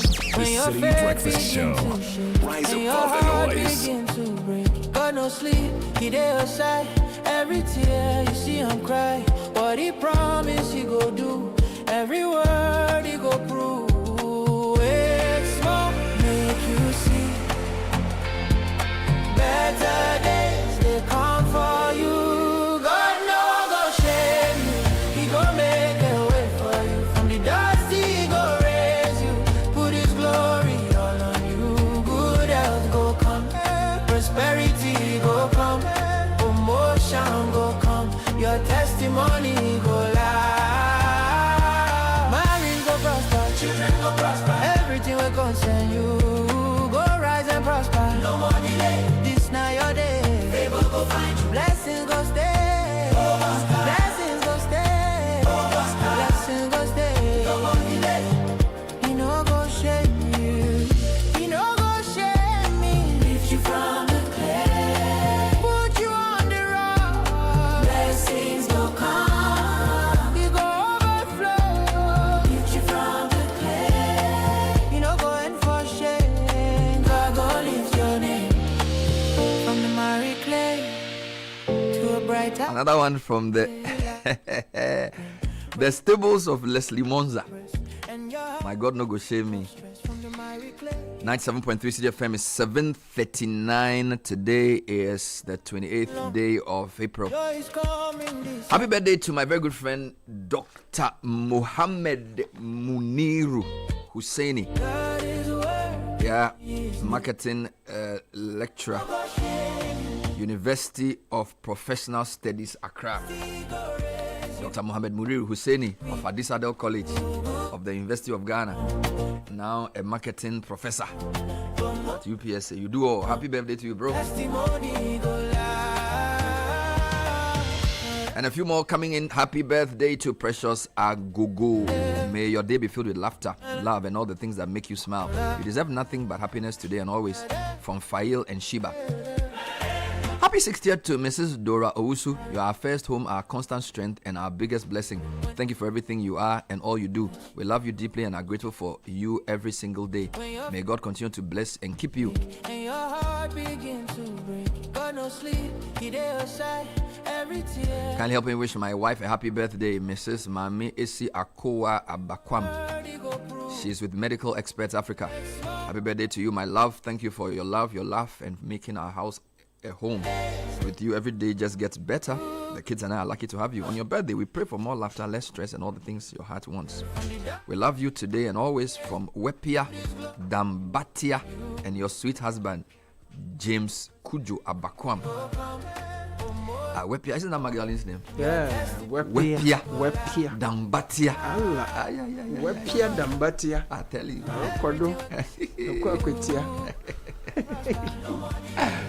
Oh Lord have mercy. A few more coming through. Happy birthday to my two greatest blessings. Oh, it's two of my greatest blessings. Jifa Abla Sogbe Adrani and Valikem Awushi Adrani. Hey bro, Samuel, how did your wife and your daughter get the same birthday? Well, let me read the message first. Thank you for standing by me through every season. Your love is my anchor. Your laughter is my music. And your dreams are my mission. I promise you both my love, dedication, and unwavering support. A heavenly birthday also to my late sister. Oh. Bridget Jifa Abla. So your sister too was born on the same day. I know you've always been with us. With all my love forever, Samuel Adrani. Oh, happy birthday to Jifa. Jifa was my mate at the club performing. She lost her dance, Papa. I met the Heritage Caravan. I met the two on the Heritage Caravan 2022. Yes. A very interesting. I've known Bronx since like 2005. Yeah, correct people. Yeah, proper IT guy. I didn't know his wife and his daughter were born on the same day. Yeah. As was his late sister. Yeah. Hey, then we have to investigate this guy. Well. It means Charlie's powerful. Bronx is a good day for you and a bad day as well, but yeah, a good one. So he's the first person who introduced me to virtual reality, and he brought solid. Yeah, he had a whole system. So he organized a vacation technology boot camp for kids. So he organized together with your friend, the dance guy. Oh, which one? Tete something. Yes. So they organized this thing. It was a vacation, I think 3 years ago. Yeah. So he organized like a lot of kids, and he was teaching them all the things they need to know about robotics and all those things. So some of them were doing VR, some of them were doing robotic, some of them were inventing things. He did like a weekend. Yeah. So I don't know if he's still doing that. Yeah, he's a major player in that space, in the tech space. So. And yesterday I spoke to Professor Kaufman as well. Yes. I feel like now it's easier to become world class if you can teach yourself. I'll give you a quick example. I met this guy, Darlington Akogo, who is like a self-taught AI expert. Okay. Yeah. So Darlington basically taught himself everything, and he's on global boards. Like Microsoft is part of Ghana's AI strategy team. Like he is the best. He basically taught himself. Wow. So we are not saying school is not important, but there are some people who are so brilliant that they can teach themselves certain things and become so good at it. And he has this amino thing. Yeah. He basically uses AI to help diagnosis. It's not the people who've managed to crack it in a way that health centers are using. So, good morning to you, Samuel, and to your wife, and to your daughter, and to your late sister. Please help me wish my friend, or is it what? Okay, I don't know what it is. Mr. Joseph Asabil, Head of Finance for the Ghana Space Authority. You're something. You've been a great leader and a mentor to all of us these years of service. Like you always say, the fear of God is the beginning of integrity. We cannot but wish you God's providence for the years ahead of us. from all of us at Finance Office Accra, Obo Ejumaku Eku Tuase. Happy birthday to Mrs. Gladys Interful of UBA Bank Medina branch. The children and I are blessed to have you. Much love from your husband Sami Interful. Happy birthday to Judith Abba Bentum Eshen. Best wishes from your colleagues at the Business Development Department of the Ghana Free Zones Authority. Right. I have a few here. Happy birthday to Precious Agogoe. May your day be filled with laughter, love, and all the things that make your heart smile. You deserve nothing but happiness today and always. This is coming from Fael and Sheba to Precious. Happy birthday to you. Today is also the birthday of Elizabeth Okanse in our own newsroom. Oh, Lizzie Okanse. Happy birthday, happy birthday. Lizzie Okanse. She's the representative from the motorway. She's the representative of all the people who hustle and live in the eastern part of Accra. So this is coming to 25. Oh, Charlie. Kakasuna. Oh my God. Matahiku. Oh my God. What's the name? Clagon. Yes. What's the name of the other list? Washington. Ajekojo. Ashaiman. Ajekojo. You know, I was somewhere over the weekend and they were talking about a group from, and they mentioned New York, and they said apparently New York is in Ashaman, and then so this is from the fellowship at Singapore. Thank you. So when it says Singapore, I wasn't sure. Apparently Singapore is also in. Singapore. Apparently, so it was an Anglican church, and then the priest said, somebody said he was paying something on behalf of the people from the Singapore assembly group. And I said, Singapore. So is it like your branch? Yeah, they've come from. And they said, the Singapore group Ashama. Ashama, United States of Ashama, and they have every state, every nation. I mean, I can understand Washington, I can understand New York, but Singapore in Ashama, how? You know, usually I'm told that when the soldiers go to peacekeeping and come back, so there's Lebanon. But Singapore cannot be. There's even Jericho. But there's nothing. There's no relation between Singapore and Ashama.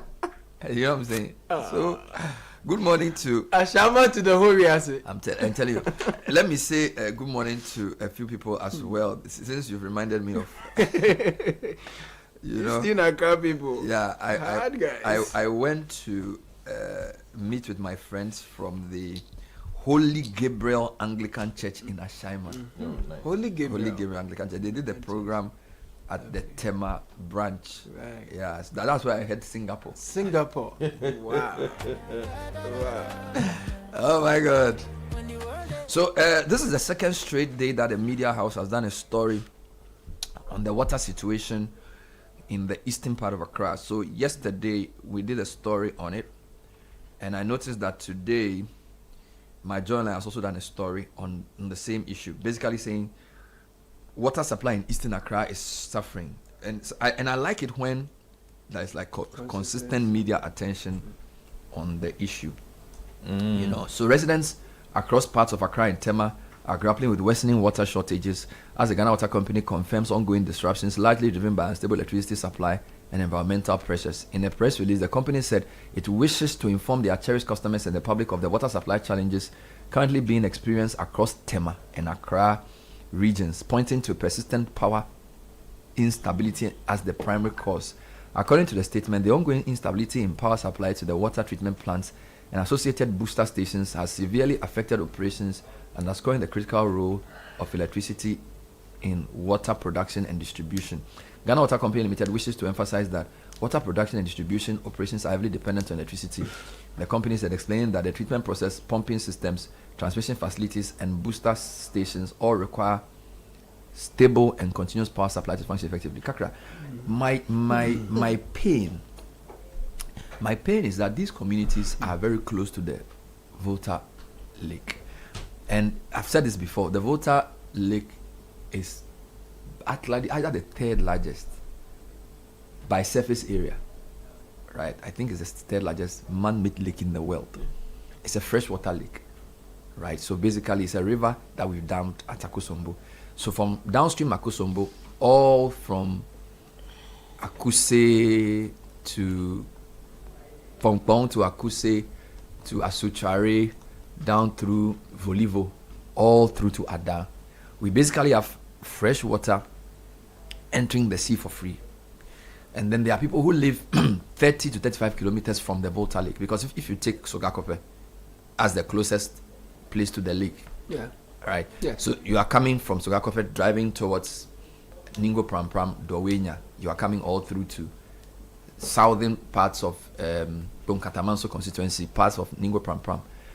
So all these guys who are complaining about lack of water, they basically live 30 kilometers from the world's largest man-made lake, and yet they don't have water. If that doesn't make you stop and think about many things, then there's an issue there. Okay, so the question, for example, is what investment should have been made in a water treatment plant in the south eastern part of Accra that was not done? We have a pond water treatment plant. There's no law that says that after the pond water treatment plant, you can have water treatment plants downstream all through to Ada. So if you live in the areas I mentioned, Gwechile, yeah, Gulf City, yeah, Mataheko, Afienya, Dowenya, Pram Pram, yeah, Committee 25. I mean, I'm not. I don't even know how. Like, just it doesn't make sense that you are close to the largest man-made, and you are. It's like 35 kilometers. Even if you can't,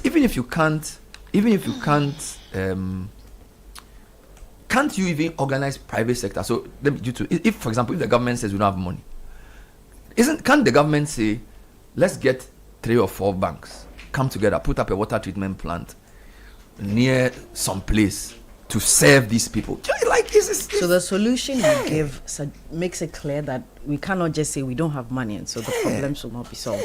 It's not a money problem. Do you recall when I said that we accept the barest minimum in this country? Okay, the basic amenities, water, electricity, sanitation, continue to be the things that we are grappling with. And every morning we sit here and we have to call authorities' attention to this, and they will share with us the details of what they are doing to fix these problems. What we never hear is the outcome, that, for instance, something has been fixed. I'm listening to you, and you talk about the Volta Lake being the largest man-made lake in the world, or in the continent? It's probably the 3rd largest man-made lake in the whole world. Is it not a magnificent infrastructure that this same country put that up? Charlie. This same country put that infrastructure up, and this same country appears to be grappling with utilizing it to the benefit of its citizens. You see, I'm trying to restrain myself. maybe I didn't wake up on the right side of bed or something. But we have to get to breaking point where I keep saying citizens have to assert their power. Yeah. We have to get to the point where we are not going to accept this kind of governance. We are not going to. If you don't pay your taxes, do you think that the Revenue Authority will let you give explanations or walk away? Okay. No. Let me add a few more facts to this before you make your analysis. Let me add a few more facts. So, apparently, let me even generalize it before I come to Ghana. Africa is one of the most naturally resourced continents in the world. Rivers, lakes, streams, groundwater. Available data indicates that nearly 40% of people living in the SSA do not have access to clean water. All right. And then, of course, the Volta Lake is the 3rd largest man-made lake in the world. In the world. And then for the past at least 3 months, people within the eastern part of Accra have had very minimal water. We interviewed the Ghana Water CEO, who explained to us that it's a question of investment into water treatment plants. Okay.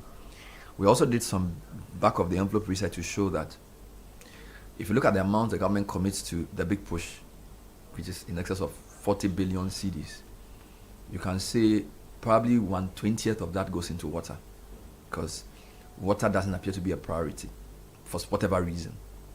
We also do that in the hierarchy of needs. I think water is ahead of even roads. But and I think we said last week that because our political system sort of responds to things that cause political disaffection, electricity and roads will always get more investment than water. And also Caleb said that because people have managed to find a personal solution to water as against, say, a road. I can't build my own road, but I can buy my own poly tank.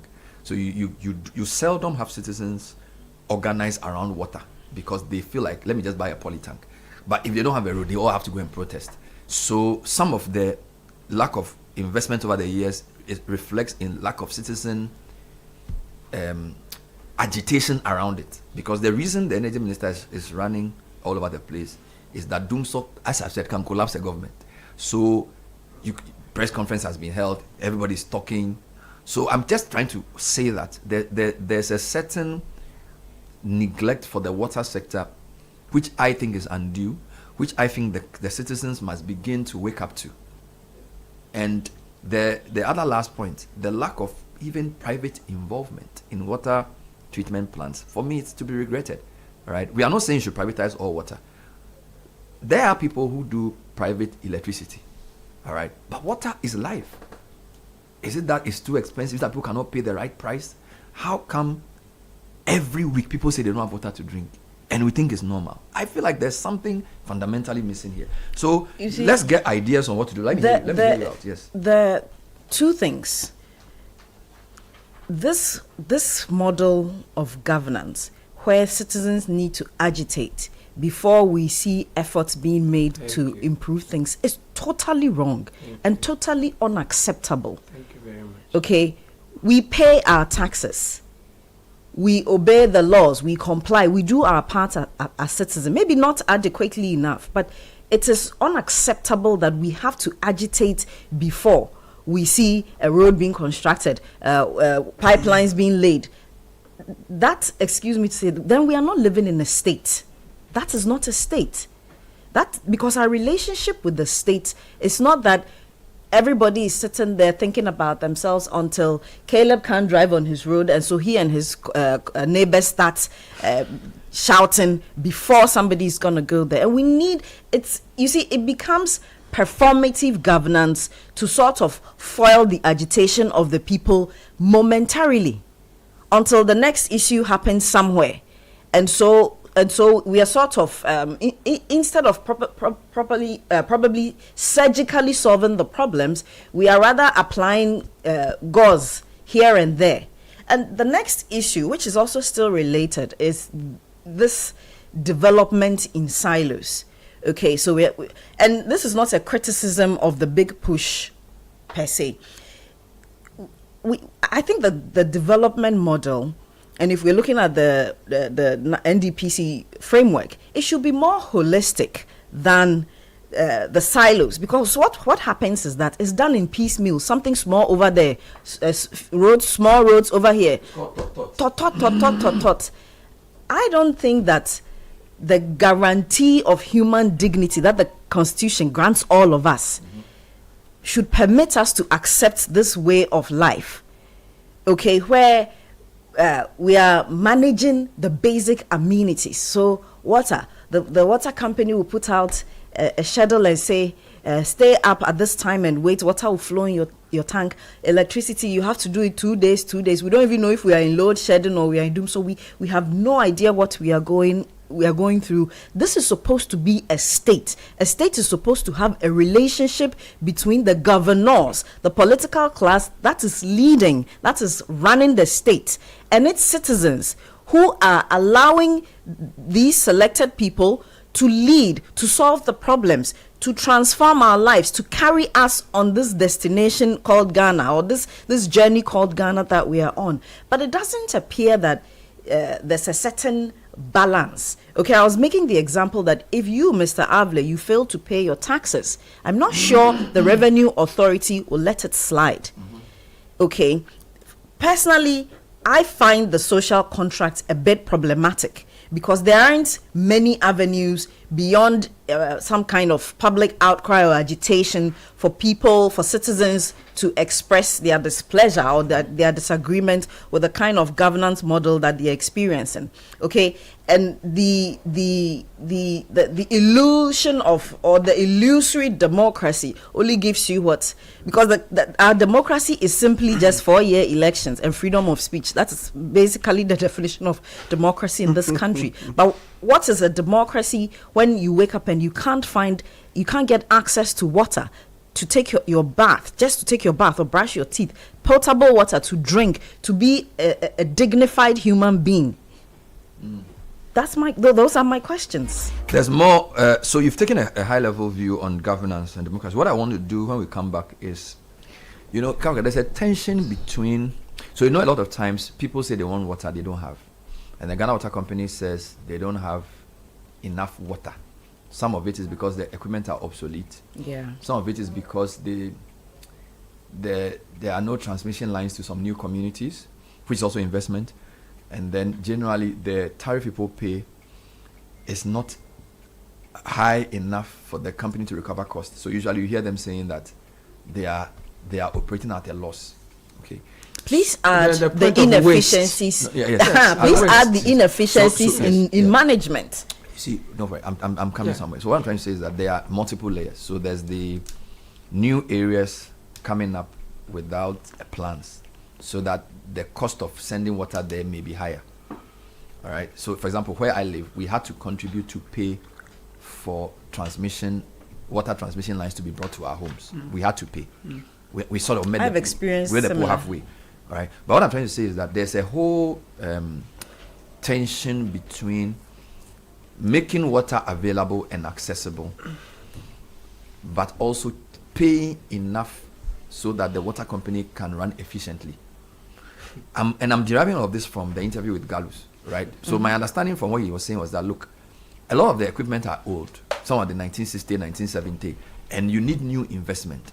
The Ghana Water Company's books don't look good enough for any bank to give it any money, right? So the type of money you need to do water, you may have to go to IFC, World Bank, or that kind of people, right?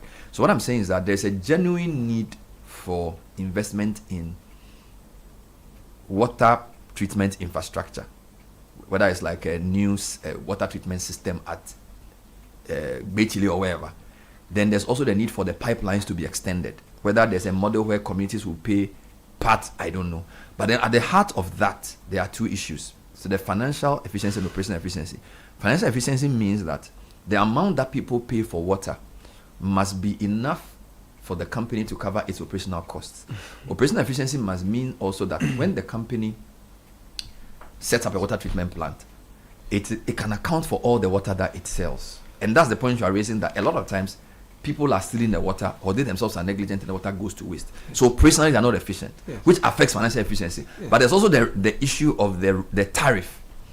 Now this is a challenge with running a utility. And I'll give you a quick example before he comes in. Yesterday, my panelists on TV were saying that in Ghana, the average amount you pay per kilowatt hour, cents per kilowatt hour, is about 12 cents per kilowatt hour for electricity. Most countries that industrialize, you need to pay 5 cents or below. Yes. Right? Yes. So if you are a company that sets up a shoe factory in Ghana, the amount of money you pay for electricity, you can't compete with your colleague in other countries, so you will make losses. Yeah. Even that, the power company's operational inefficiency means that even that high tariff is getting is not able to run effectively. Now bring that to water. The water utility price is low. We have not diversified the sources. So the government company that provides the water service is dealing with PURC. PURC should be able to say, we will have different pricing ranges. So if somebody is, for example, in an industrial company that is using water as a raw material, maybe they should pay a different type of amount so that the company can get enough money to subsidize for the person who lives at, say, Bechile. So what I'm trying to say is that beyond the large high-level governance issues, I think we need to have a conversation about the model of expanding water. Do you understand what I'm saying? And we have to think through the best way to do it. without holding brief. You are looking at me as if you don't agree to me. No, I don't agree. I With agree the with you tariff in part. part. No, the tariff is part. But you see, Bernard, Bernard, they in waste what too you much. said, You know I'm looking at the you. ECG model, did the ECG model, what result did it yield? So I'm coming. So that ECG is getting that increment in tariff, are you not still experiencing lights off that you don't even know, there's no schedule? So what's the guarantee that if you pick that same model where you're going to increase the tariffs for water, something is going to improve? No, what I'm the fundamental is that the problem and its solution doesn't lie in the tariff. No, that's not what I'm saying. I'm saying that there's a tension between financial sustainability and equity. Operational stuff. I'm saying that if you want to run anything to be financially profitable, so for example, why is it that when you go to parts of Savannah region, you don't have network coverage for your mobile phone? Right. It's because there are not a lot of people there. So if there are lots of people in Accra, you can set up cell sites in Accra, and the tariff the people pay in Accra must be enough so that if somebody is in Solatuna Kalba, he can, because there aren't enough people to justify the investment. I'm saying transpose that to water. So what I'm trying to say is that beyond the operational efficiency issues, because why? This is parts of Accra that are developing. They started developing very slowly. There weren't a lot of people there. So the water company didn't see the need to send the water treatment there. But I'm saying that if the water company is supposed to be ahead of the curve to set up treatment plants at, say, Afienya. So, for example, now Accra is expanding from Afienya towards Akosombo. If you're going to set up a treatment plant there with a very low population, there must be a certain tariff structure that justifies that investment, or there must be a financial model that justifies that. Do you understand? So I'm saying that if we want to discuss the water situation, which has been persistent for years, we cannot simply discuss it as a challenge of governance at the top. Governance is the broad issue, but at the bottom of it is also a management and operational efficiency issue. At the top of it is the fact that the insurance crisis, that is what you have also not considered. Mm-hmm. The water is getting finished. But we do have a lot of water in the water. It just doesn't work like that. What are the sources of the three main water sources we have in Ghana? They all come from outside. Yes. But the water is not running dry anytime soon. No, who told you? Was it not last 2 years that we even had to do water project for water overspilling? No. You see, the fact that we are spilling does not mean water levels are not dropping. Drinking water levels. You see, the water itself, we are running short of it. That is what you have not considered. But wait, a lot of water is entering the sea at Ada. And I'm coming to that point. What is happening between Atimpoku and Ada? There's so much water. You see, that's rising. The problem is rising ocean levels also mean that salination rates are increasing in the water sources of those people over there. But we have a desalination method. It has shut down. Your desalination plant here doesn't even work. That's what I'm saying is that I am not downplaying the broad issues of water levels reducing. What I'm saying that even with those reducing water levels, there is still a way of setting up water that we can pay for. The point I am trying to point to is that there are other things that we also need to do in addition to that. Otherwise, you will not even have the water to be thinking about the strategies you are dreaming of here. Yeah, but hold on. Without prejudice to your point. Hold on. Bernard, yes. The climate change conversation. Yes. Yesterday or this week, what was it? Today is Tuesday. Yesterday, you were complaining about our sins not allowing the rain to fall. You know, you said that. You said that. Look at the rainfall levels in the country at the moment and where they are at. Are they the same? Look at the heat levels. Evaporation is up. If we want to do the science of it, they are all true. Bernard, it's true. Open defecation, the whole country is above 20%. Yeah. You think that does not impact the quality of water that we'll get to drink? A country that has open defecation at above 20%. Do you know what that means? I don't want to know. and the open defecation, where does it go? Okay, you honey Kwakufiaba. So what I'm saying, Godfred, one of my people said you can walk and chew gum. So there are three things. Kakra is dealing with governance. I am dealing with the water itself, not even. You limit my governance to just being at the top. You see, it trickles down. You take your time. Take your time. This everything doesn't have to be an argument. I'm saying that. We're not arguing. I'm saying that I have understood what you're trying to say, but I'm saying that we have to also discuss operational level choices that the water company faces, because no matter what you do at the top, no matter what you do on climate change, the reality is that if people of Bichile need water, Mr.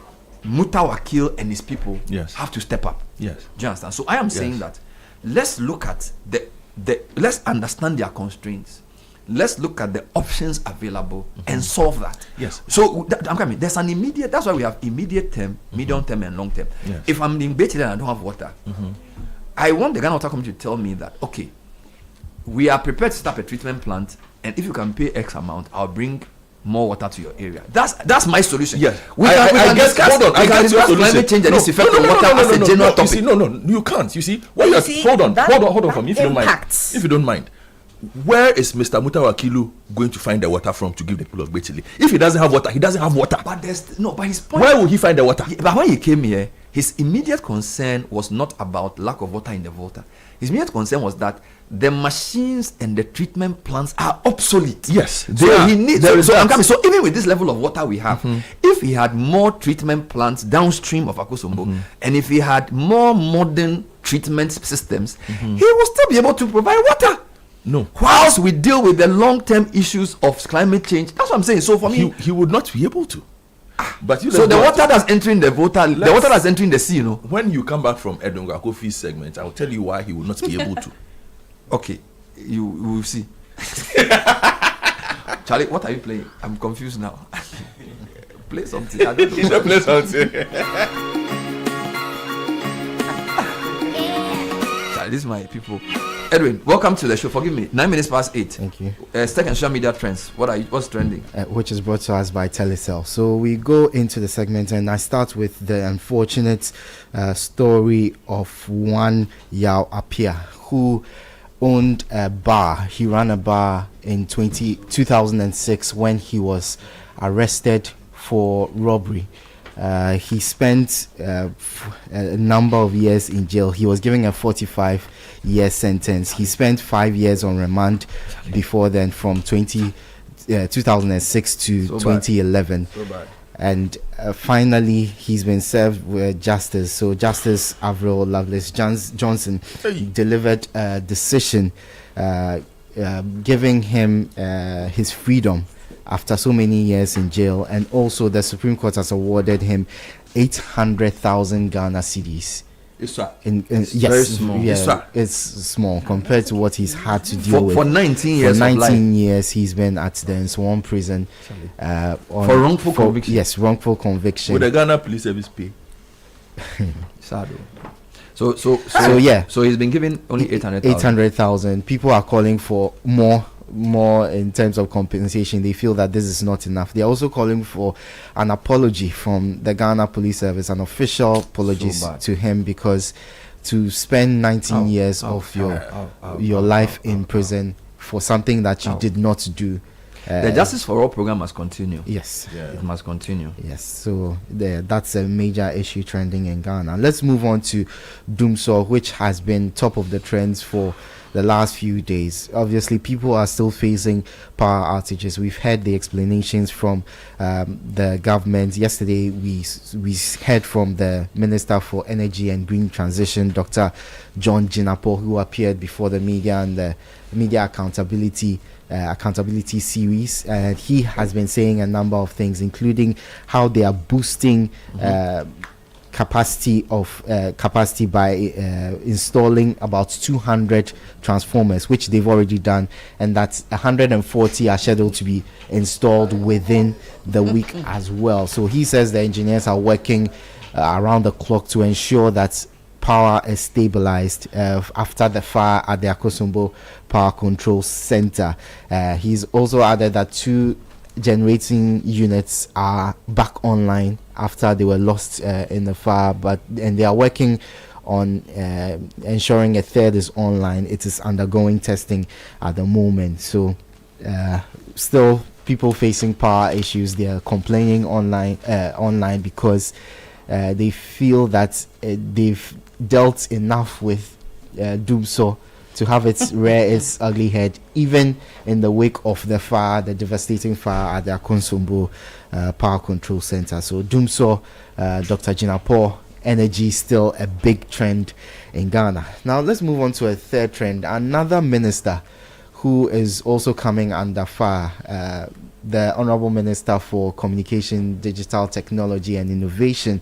He obviously last week we heard that Cabinet had approved a $250 million amount for the investment in an AI computing center, which is expected to boost the country's tech innovation and position as a leader in AI technology in Ghana. So one person on social media, an activist who has been talking a lot about everything in terms of tech in Ghana, tech in tree, he took on the minister saying that there are more important things to focus on, especially as we've had power generation issues.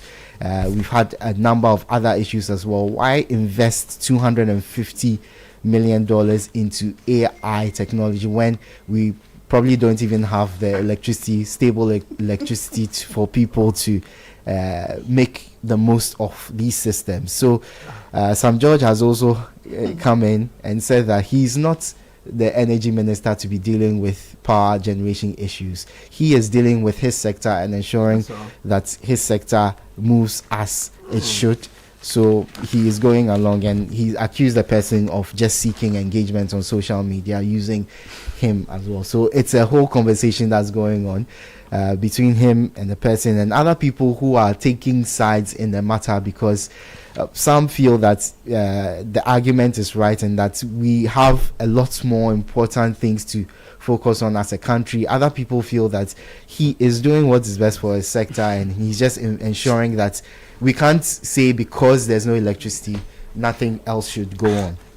Yes, so that is a conversation going on social media. In tech news, let's head to Australia, who have told Meta, Google and TikTok that they could face multi-million-dollar charges if they do not negotiate deals to pay local media outlets for news on their platform. So we know that these major social media platforms have basically become news outlets for a number of people, which is hurting the traditional media organizations in a lot of countries. Australia are taking a step to protect these traditional media organizations by ensuring that Meta, Google and TikTok pay these organizations for the news that they curate on their platform. So it's a big deal for Australia to ensure that these media organizations survive even in the digital media boom.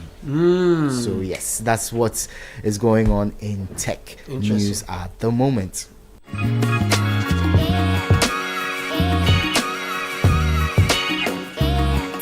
There are many reasons to connect, and it's all to put smiles on the faces of those you love. Daddy, thanks for the tea cash, okay? I love you. That's my daughter Angela.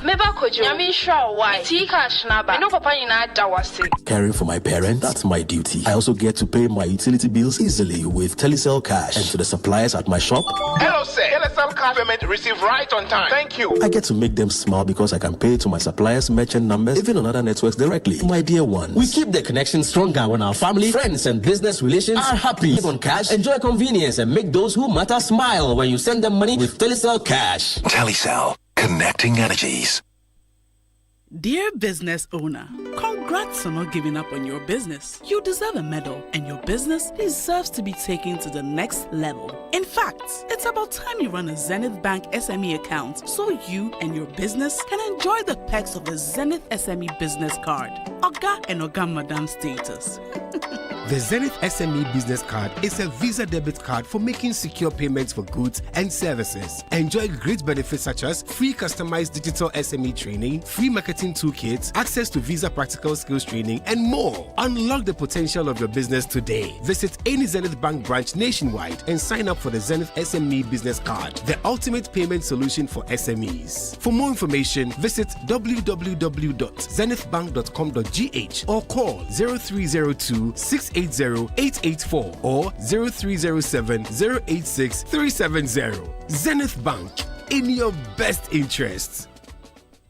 Everybody is a winner in the Ungalicious Abiwa promo. Over 4 million worth of cash and prizes to be won. Just look out for the special Ungalicious promo packs. Submit 20 Unga powder promo sachets and 20 Unga shrimp tablets promo wrappers at any Unga redemption center near you and receive receive your scratch card. Scratch to reveal your unique code. Send to *713*27# and win instantly. Cash prizes up to 200,000 Ghana cedis. Deep freezers, smart TVs, kitchen appliances, and more. Promo runs from 15th April to 15th July 2026. Hurry, don't miss it.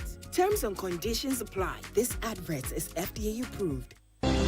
Get ready, Africa! Accra, Ghana is about to become the epicenter of innovation and sustainability. The FIDIC Africa Infrastructure Conference, FAIC 2026, returns to Ghana under the theme Future Ready Infrastructure, Advancing Africa Through Innovation and Sustainability. We're diving deep into resilient climate-smart solutions, financing Africa's revolution, the power of AI and digital tech, and sustainable energy for all. This year's edition will be hosted by the Ghana Consulting Engineers Association. Date, May 10 to May 13, 2026. Venue, Movenpick Ambassador Hotel, Accra. Conference activities include annual general meeting, technical sessions, gala dinner, and a local color night where attendees get to immerse in the rich heritage of Ghana. FAIC 2026, this is where government leaders, global investors, and industry pioneers converge to shape Africa's tomorrow. Don't miss it.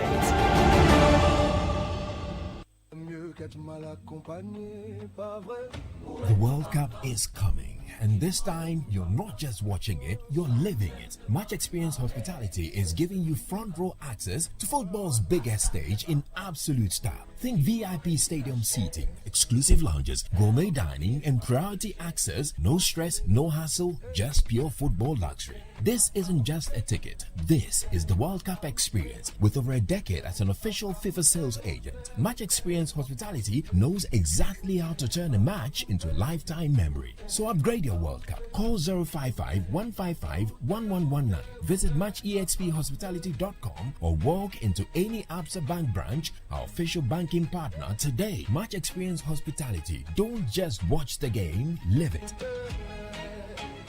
Match Experience Hospitality is doing this with Absa Bank as its official banking partner and Glyco as your official travel insurance partner.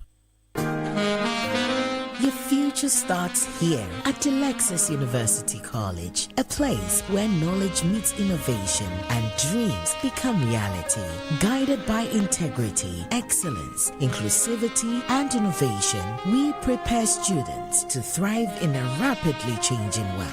Explore our accredited programs: nursing and midwifery, accounting and IT, banking and finance, marketing, human resource management, ICT, computer science, cybersecurity, applied insurance risk, and data analytics. Admissions are open now. Visit our campus at Tema Comte 25, Peasby Junction, or apply online at www.delexusuniversity.edu.gh. Call us on 055 1198 100 or 055 1126 448. Delexus University College. Be knowledgeable and innovative in science and technology.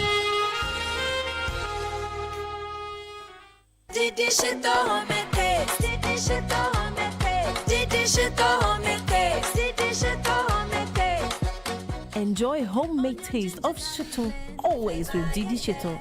Made with carefully selected ingredients, no preservatives, no colorants. Preservative just helps us spice. That's how we taste. Spicy we eat. Didi Shoto, if you do need. This advert is FDA approved. Unleashing the power of relevant radio. This is Citi 97.3.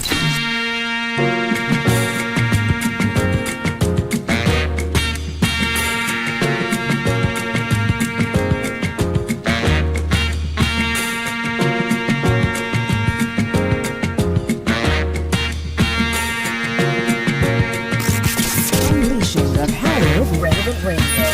This is Citi 97.3.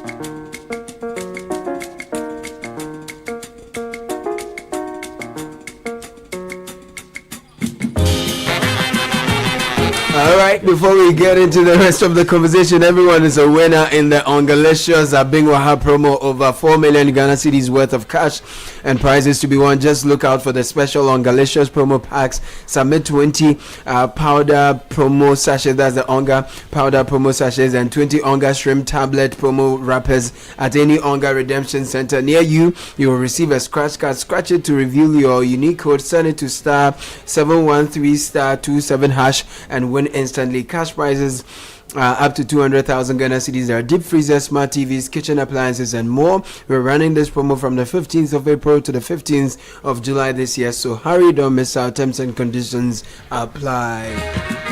Growth is not just about becoming bigger, it's about becoming better. First Atlantic Bank integrity has always guided us, and our customers always come first.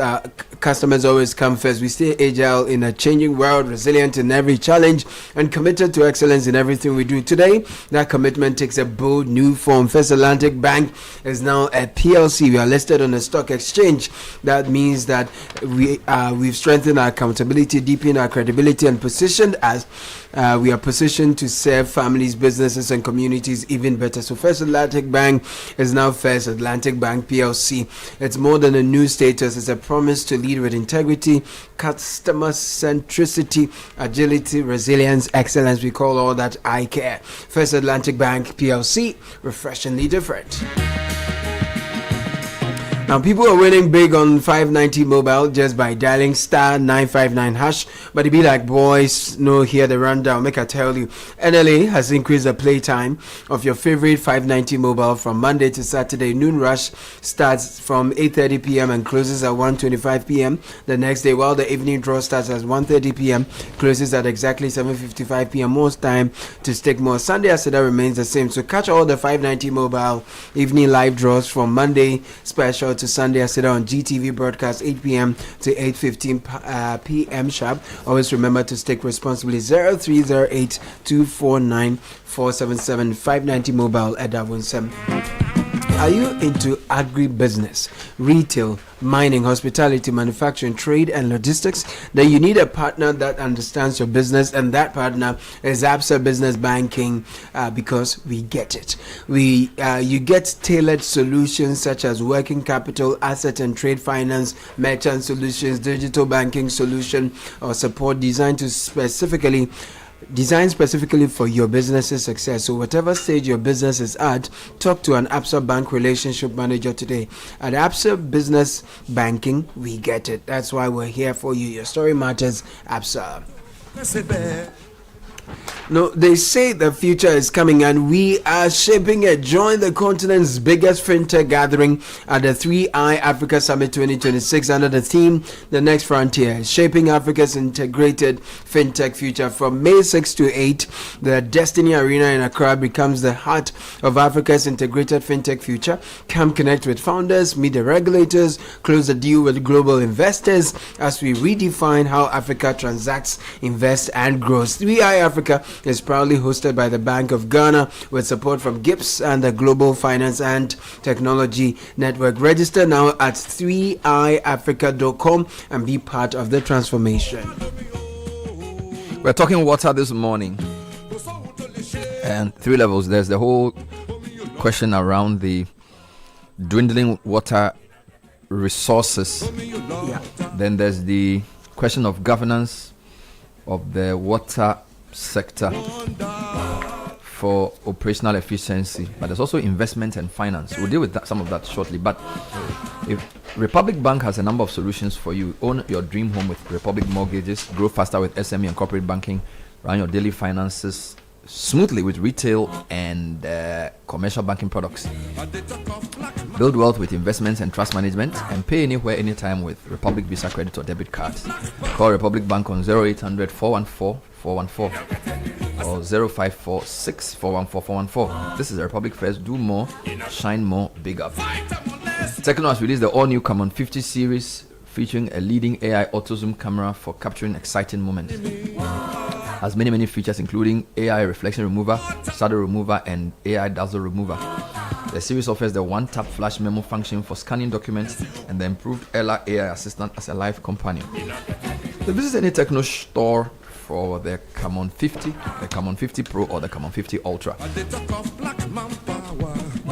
If you're dreaming of studying abroad or taking the IELTS test, then IDP Education offers free counseling and application support, helping you save your finances while securing genuine opportunities abroad. We're talking IDP Education Ghana, your trusted global partner for study abroad services and IELTS testing. We offer study abroad applications to the UK, Australia, US, New Zealand, Ireland, and Canada. Visit us at Osu Akoveje. We're also at Edum Kumasi on 054-233-1052 or 020-256-6614. What is the solution to the water crisis? Midwest by the power crisis. So water is the dependent variable. It depends on the supply of power. All right, I'm going to do a couple of things. I'll bring you some quick highlights of our interview with the former Ghana Water, the current Ghana Water CEO, who was here, I think, a month and a half ago, speaking about what he was trying to do. We would also discuss the best way to meet the demand-supply gap. But in the meantime, it's time to make that move. It's time for a cold Malta Guinness. When the mind, body, and Malta Guinness unite, nothing is beyond your reach. Vim up your daily pursuits with a revitalizing taste of Malta Guinness packed with B vitamins. It is not like any other soft drink. It's a quality refreshment boosted with B vitamins and brewed with sorghum and malt. Look out for the proudly made in Ghana symbol on every bottle or can of Malta Guinness. Malta Guinness, we move. Watch the World Cup hassle-free with much experience hospitality.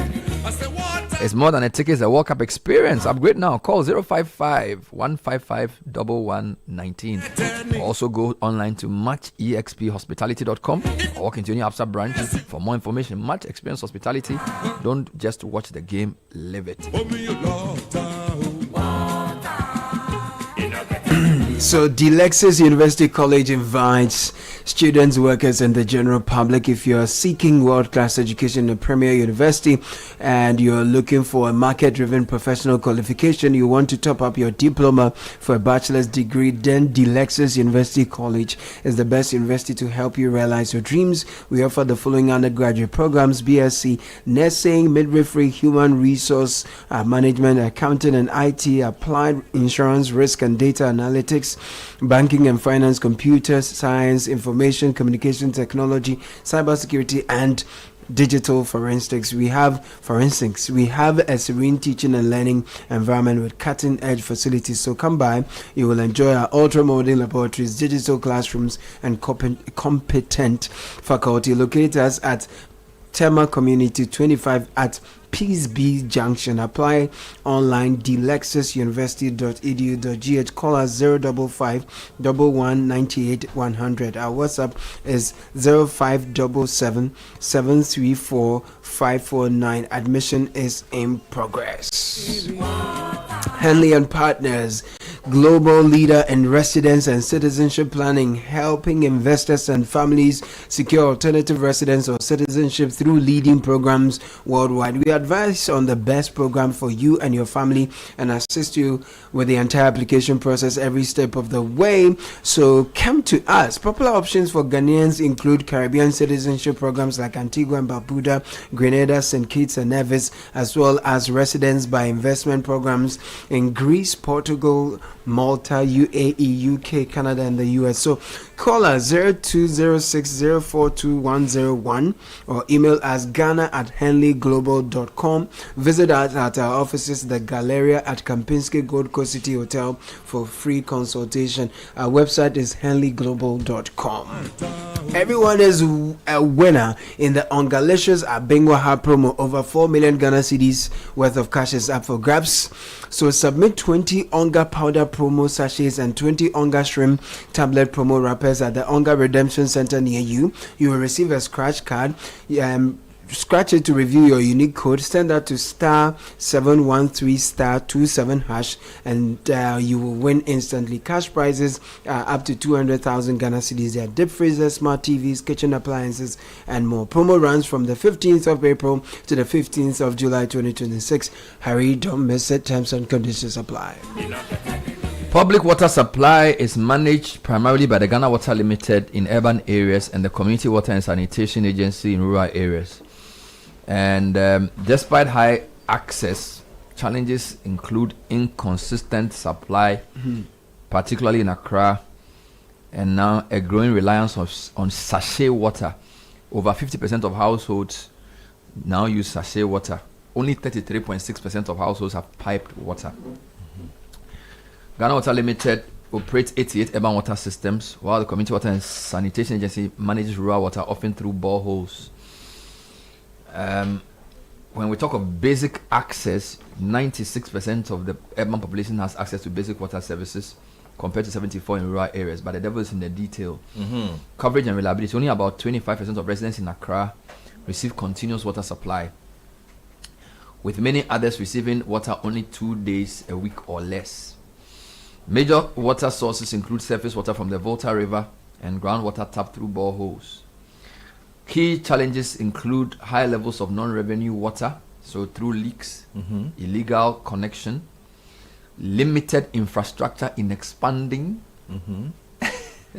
We're waiting for you to finish. and low rates of household water. Let me go through it again. Key challenges: high levels of non-revenue water, which means leaks and illegal connection. That's number one.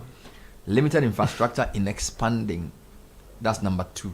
And low rates of household water treatment. Only 4% of water, only 4% treat water before drinking. So, what should the focus be? Rehabilitation, expanding treatment plants, and then also operational efficiency improvement. Let me come to you now. And the point that I was looking to make alongside Kakra, we are in sync on this matter. Leadership FC. Bernard, 20 years ago, when you heard, and our listeners can also come in on this, when you hear, oh, I am drinking natural mineral water, does it still mean the same as today when you say you are drinking natural mineral water? What has changed? What is the difference? You know, I was walking through my neighborhood the other day, and there's a what we call pure water operator in my neighborhood, around the Tunga side. Oh, right. So the big tanker Yeah. had arrived, you know, with the water to deliver to their for the pure water to package. for the Do you mean sachet water? sachet water Yeah. for the natural mineral water that we are going to get. It came from a tanker. Yeah, so they are going to process the natural mineral water. Hey. So something changed. Back then, we were told that the advertising was that, oh, from the cool Water area tables. of Media, Yes. Or down you the are mountains. drinking this kind of water. So for even the consumer, Yeah. your mind had nothing to, well, your mind was not focused on chemicals or, so far as you were concerned, they had actually put the bottle in some lake or river at Media and fetched water for you. Things have changed. You spoke about the rapid urbanization and whatnot, and I'll get to my point. I'm just building up to it. So I asked the question, because this morning I was listening to an interview with Sheba, and so I just tweeted out, so Amasaman was a village 30 years ago. Yes. And a lot of people have come back surprised that I didn't know, and are telling me that, in fact, somebody who moved there pretty early, he said his family was the second family To live there. to move to the Pokwasi area. Wow. And at a point, they used to move some parts, you had to use a canoe from one end to get the somewhere. other. Is it possible to use a canoe there today? I'm not sure. Where's that water? People's houses are there. Aha. So your point is that I'm getting to something for you. Yes, before you play something. So my point is, CSIR, which you like and I like, told us in 2016 that we will have a water crisis by 2030.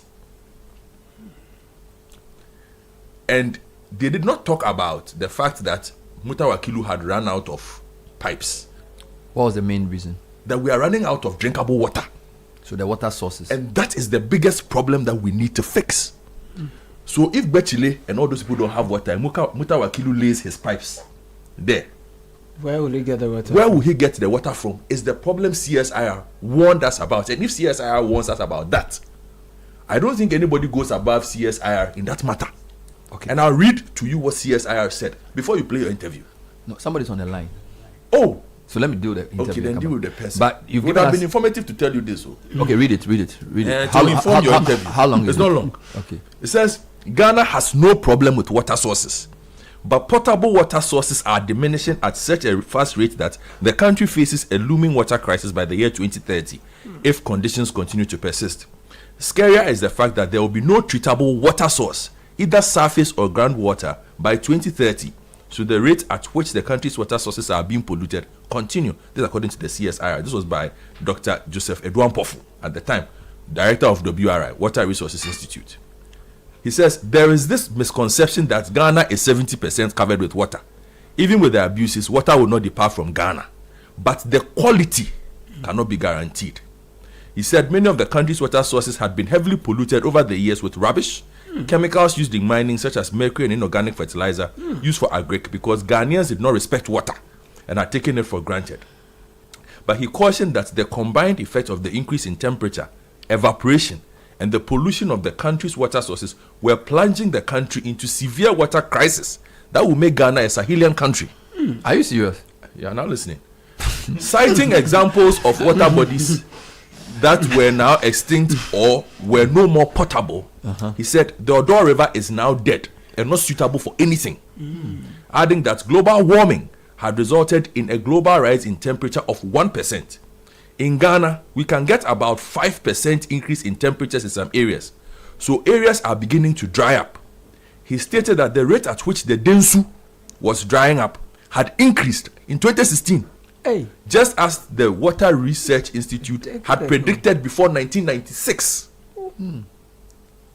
He said buffer zones are being abused, with people now farming on riverbeds when they recede, therefore increasing the dryness and evaporation. Please conduct your interview.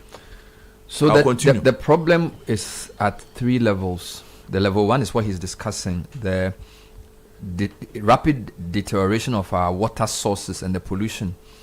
The second level is the unavailability of water, particularly for urban residents, where we're told that even though there's a 96% coverage of our urban population to basic water, only 25% of residents receive continuous water supply. So that's the operational issue. And then we're also discussing viable models of supplying additional water. So let's talk to Dr. Clifford Brahma, former MD of Ghana Water Company. What are his reflections on the sector? Doc, thanks for joining us. Good morning. Yeah, good morning, sir. So let's start with the high level. My colleagues are sharing information that suggests that the biggest problem we face, even beyond operational levels or operational issues of the Ghana Water Company or whatever, is the fact that our water sources are either drying up or being polluted, in a sense that we won't have enough water to even supply through the normal channel. What's your reading of that situation? Is it as serious? Is it as serious as they say it? That is true, Bernard. I kept on hitting that there some of the heavy metals people find in the water does not necessarily come from Galamsey. There are a lot of activities that happen within the catchment that if you don't control, they find themselves or into the water bodies. Let's ask ourselves, the greases, the batteries, the oils, they change from our vehicles during maintenance. Where does it end to? Do we have a process of taking it and controlling the disposal? No. You go anywhere, you see fitters, the mechanics we call fitters, all over. Electricians who are working on our batteries, they get everything out there, they throw it in the rubbish dump, and when it rains, the water pushes everything into the low lands. That is where our valleys are, that's where our rivers are. So you end up having all these heavy metals in our water bodies. So it's one critical thing. If you don't clean your catchment area, the water itself, you have difficulties in treating. So the first point of treatment of water is the catchment. And water resources has been given responsibility to do some of these things, but do they have the capacity to take on the responsibility given to them? If you followed my conversation when I was in Ghana Water and this guarantee was becoming critical, I had proposed that if I had my way, look, water resources, the staff could be civilians, but it should be managed by the military, because it is more critical to our health and well-being than even having our military sitting in the barracks with guns waiting to go and fight wars. This one is preventive. We will ensure that we live good instead of getting sick, because some of the heavy metals, it's very difficult to take them out of water. When you want to even take them out, what it means is that there will be an increased cost to the water that you'll be drinking. And I don't think that is what Ghanaians want. So first and foremost, we should be looking at taking control over our catchment. Where the water runs from, we must control it. So that's if you don't control it, you're going to have dirty water. So that is true, but for a layman like me, I go to Akosombo and I drive down to Ada and I see a lot of fresh water going into the sea for free. From Akbong to Akuse to Asuchware, down through Volivo, all through to the Tong areas, to Sogakope, to Ada. And I'm asking myself, how come people in Tema don't have water? How come people in Afienya don't have water? People in Bechile, this is just 30 kilometers from the water source, okay? Am I missing something here, or it's not as simple as I make it sound? It's not as simple as you think. The Volta alone can supply everybody, but are we protecting the Volta enough? If you go upstream now, the sun winning, people have started looking for gold around. I've just realized, I saw a news item, was it yesterday or the day before yesterday, the Voltarian Basin, where they have found hydrocarbons. So very soon, they are going to be taking crude oil from those areas. It's going to increase pollution of the Volta, whether we like it or not, unless those ones are controlled. Again, when you see the water running, if it is not treated, people cannot use it. And as I keep saying that Ghana Water is not selling water to citizens. Ghana Water is selling service to the people. Because for the water, when you are calculating the tariff of water, you don't even add the cost of water. You add the cost of the additional things that you need to do to get potable water to the people. And so if you have water running by your house, it is not potable. You need to treat it before you can actually drink it. So you can see the water running around everybody, but if it's not treated, you will not be able to drink it. So it's not as simple. Let's do some back of the envelope calculations. The last time I checked, I was told that Ghana Water Company operates 88 urban water systems. By an urban water system, my understanding is like a Gona Kwenyako water system, like a whole treatment plant, right? Now, is there an optimal number of treatment plants we need to cover the entire country if we really wanted to supply water to the country in the sense that everybody will get access? Do we need 100? Do we need 200? Is there a number? Have you calculated that number? Or it's a moving target? Bernard, you can't have a static water supply system for a population that is dynamic, that is growing. So at any given time, even Accra, if you look at the demand estimates used for the then Accra to build Wija and Pong, we have outgrown it. And so you might need additional treatment plant. So you cannot have a specific number to take care of this, because as population grows, there will be demand. People want to drink water. But what I think is that we must refocus on a reform of the entire water sector. And that is the conversation I started talking to some people. If you don't create a situation where people will get interested in coming into the water sector, because it is a business that when you run properly, you can make it. But if it becomes very heavy on you, your efficiency surely will come down. And so if you begin to compartmentalize them, then you are able to achieve a better... So are you suggesting that beyond Ghana Water and community water, space must be created for private operators to also run private water systems to complement what the state provides? So my thinking is that we must create water markets in Ghana. In creating water markets, what we are looking at is we are running a decentralized system in this country. We have the local authorities, we have the coordinating councils and all those things. And that's what the Constitution has set for this country. So we can run our water system in line with the decentralized system. Ghana Water has much expertise in production, distribution, and whatever it is. But to make Ghana Water very efficient, we can decide that, look, all we need from you as Ghana Water is bulk supply of water.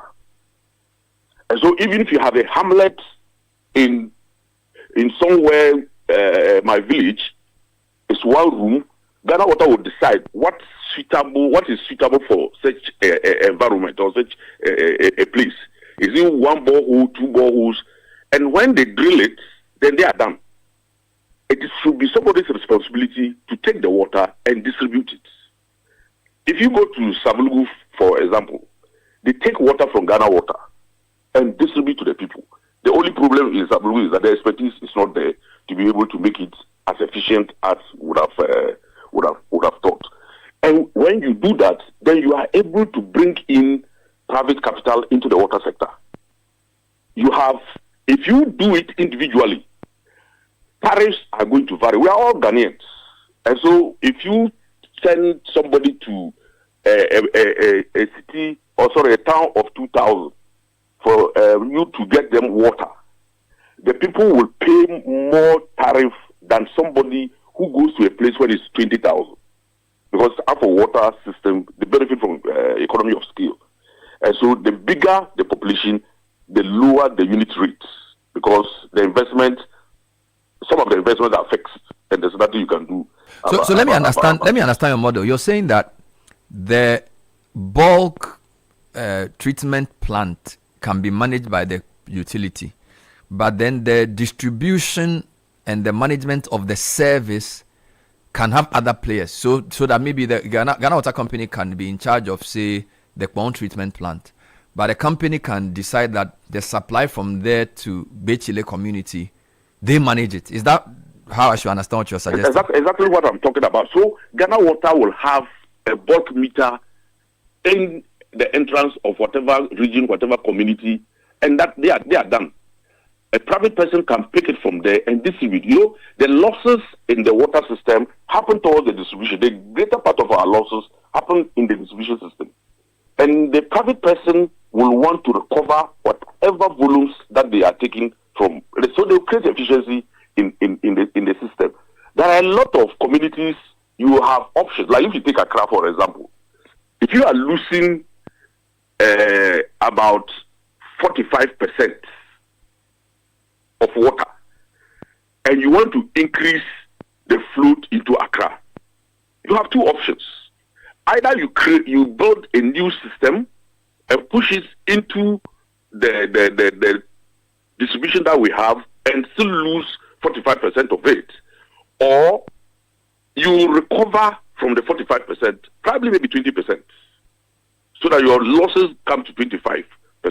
Then you have a 20% volume that would have come back into the system. But if you take a private person, he will have this thinking that I will continuously reduce the losses to increase the available water to distribute. So the incentive of a private distributor to reduce losses is more than a public distributor. That's your thinking. Because he's going to pay from the book. About Ghana Water, there are some costs that is social, it's not calculated. And so you can excuse them. But for the private sector, he will want to recover everything. And again, I was coming towards getting the tariff right. You see, you have entirety of Ghana system, and we will know the total volume of water that goes across the country. And we can easily tell whatever expenditure that comes in. So you put all together, PURC will now be responsible in setting the tariff so that everybody gets equal tariff. So that you don't say that because I am running a smaller unit, my unit, a smaller system, my unit rate should be higher than somebody who is running a bigger one. For cross-subsidization, you are taking entire volumes of this country, then you take the entire expenditure and then strike out. Then the differences will just be some operational and some administrative issues that will come. And they will give them a limit to which you can go. And that way you have almost the same level of tariff across. So let's stay with that idea. Man, let's look at power sector. The power generator is VRA or and whatever power company. Then there's the transmission grid co. The distribution is ECG.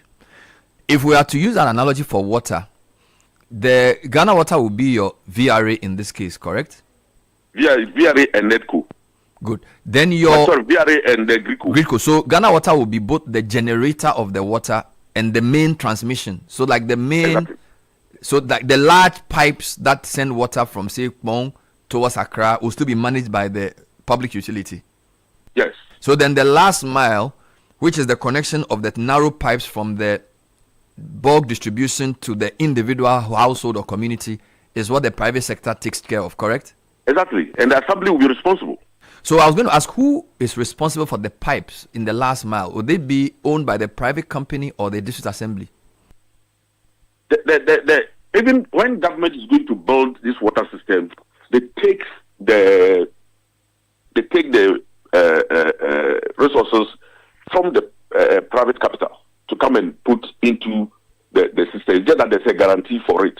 But if you run it properly, the water system will be able to take care of it. Government can still come in and subsidize because there are some benefits or some costs that are incurred by the water company. That benefit is for equity. Nobody pays for the equity that Ghana Water achieves in the system. Nobody pays for it. They want the utility to pay for it, but it is a cost that doesn't bring revenue to Ghana Water. So government can still come in because in the advanced countries, they still give some level of subsidy to the utility company. And this is because there is some social benefits that come into water. But it doesn't come in revenues for Ghana Water or whoever is running the system to calculate and put it in the balance sheet. So who pays for that cost? The state must take care of it. So even though a private person may be in charge of distribution, the state can subsidize the distribution of last mile pipes. The subsidy will not come to the private sector. The subsidy will go to the production person. The production. Because yes, so that the cost will come down. The unit rate will come down at the bulk side. Will this work in our current state where communities develop ahead of planning? So, for example, people are building houses towards Amasaman or beyond, right? Ghana Water may not have a plan to extend power there or water there. If you, in this your model, will it take care of this our lack of planning, where people just develop houses and then later on start asking for water? Can a private player in the distribution sector deal with this kind of chaos? These are the issues that we want to rectify. The reason why I think that when we create such a model is going to help, because the district assembly has been tasked by the constitution to be responsible for our development. Is that not it? Water supply is part of the development. The district assembly is going to be the supervisory agency at the local authority, trying to watch what happens within their territories. And so planning is part of their work. And so they will ensure that before you go and build somewhere, the water is ready to go there. But if you leave Ghana Water on its own, or whichever private person on their own to run the system without the involvement of the local authority, then everybody will do what they want to do. And there will be this disconnect between the expansion of the cities and the infrastructure development. So for us, if you want to run the model, what it means is that the district assembly will be at the center of whatever development that is supposed to take place in their area, and all these things will be resolved. Do you have a sense of the appetite of private sector to enter this field, particularly when we have a proliferation of water sachet companies and bottled water companies who seem to be taking advantage of the inefficiency of the state in supplying water in sachets and bottles. Are you sure that if we open this up, there are people who will take up the responsibility of last mile water distribution to communities? And number two, whether there are financial institutions willing to support a sector that has historically proven to be inefficient? The sector is inefficient because of how it was structured. Before independence, most of the African countries tried to let their citizens know that they can take care of them if they take over. So there were a lot of things that happened. So free water, everything free became part of us. There's cost to anything that you do. And so now that people are coming to the realization, ask Bernard if the water that we pay now is less than if he's paying from Ghana Water. Bernard will tell you no. He pays higher to the private people who bring the water than the Ghana Water. So what it means is that if you work on this model properly, the citizens will be ready to pay because the cost of not having water is higher than the cost of paying for it. And so people will do that. There will be appetite because for water business is good business. Water business is good business, and that's why the sachet water will continue to run, and that is why the bottled water will continue to run. People just do the sachet water, and they are okay, and they are expanded everywhere because it is business that is good. And so if you are running a utility, it should also be good if you put your models properly. People will come, Bernard. Private capital will come, repair the existing infrastructure, and then operate them and make their money. All we need is monitoring, supervision, and that is regulation. In the meantime, just regulate whatever that happens there. Fair enough. So I've understood everything you said. But in the meantime, do you think we should include private participation in the bulk end? In the sense that, for example, we do have companies in the power sector that are generators of power. So if there's a community where a private person believes they can set up a water treatment system, does your model allow for private players in that sector too? Or for you, for now, we should start from the last mile? We can do that. But when I was in Ghana Water, some people felt I was not a friend of PPP. But I tell them, no, I am a friend of PPP. But I am a friend of PPP which is CD dominated, not dollar dominated. If you come and you want to do a bulk supply, it should be in CDs. Then we look at the tenure. If your tenure is, say, 20 years, and at the end of the year, we do our analysis and realize that the rate at which you are getting this revenue, because of depreciation of the CD, the 20 years you will not get it. We can increase it to 25 years for you. But for you to come and say that I should go and mop my few CDs and come and pay in dollars when my tariff is in CDs, there's misalignment, and I will not go for it. And at least the Ghana Water has this experience of the desalination that they pay in dollars, and then the tariff is in CDs. So there's complete misalignment.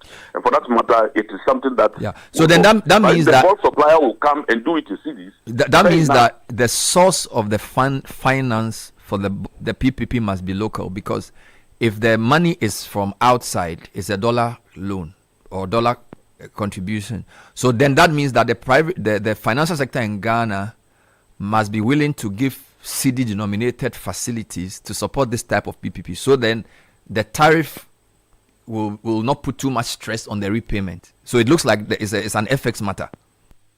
But don't you think there are a lot of we also have a lot of capital in this country. If we begin to mop them, we'll do a lot of things. We should begin to be thinking internally in running most of our systems than external. And I believe strongly that if you look at the total capital revenue that is generated within this country. We should be able to get people who are ready to do that. People have money, they don't even know where to send the money. So they keep it somewhere. My last question is that generally Ghanaians seem very suspicious of private participation.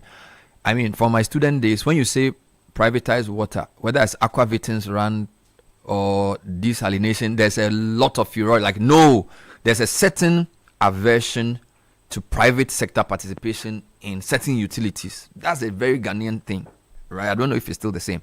So do you think the government will have the political will? Because this type of proposal has to come from the very highest level. It has to be something that even Parliament agrees to, right? So do you feel the citizenry are ready for such a radically new approach to managing water? The change is always a very difficult thing, especially if you cannot tell what happens tomorrow. Nobody will want to change what they are comfortable with, because changing anything means you're going to do different things and you must learn. And I'm sure if we begin to project the benefits instead of the bad parts of the private participation, it will work. Because, Bernard, all you are looking for in your house when you wake up is that when you open your tap, the water should flow, and the cost of it, that the tariff should be affordable. The water should have of good quality for you. I think that's all you are looking at. Whoever is bringing it in is secondary. But people who are ideologically strong and inclined and coming from history will think that no, this is going to happen. But once you have regulators, you have your district assembly well structured. They have the capacity to monitor and run some of these things.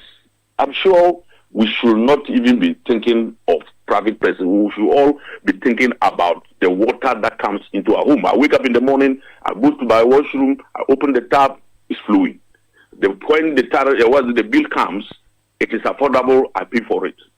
Period. I'm sure when we get this education out and let people understand all the stakeholders, I'm sure we should get it done. Because you see, we are getting into a situation where we will be better off than tomorrow people.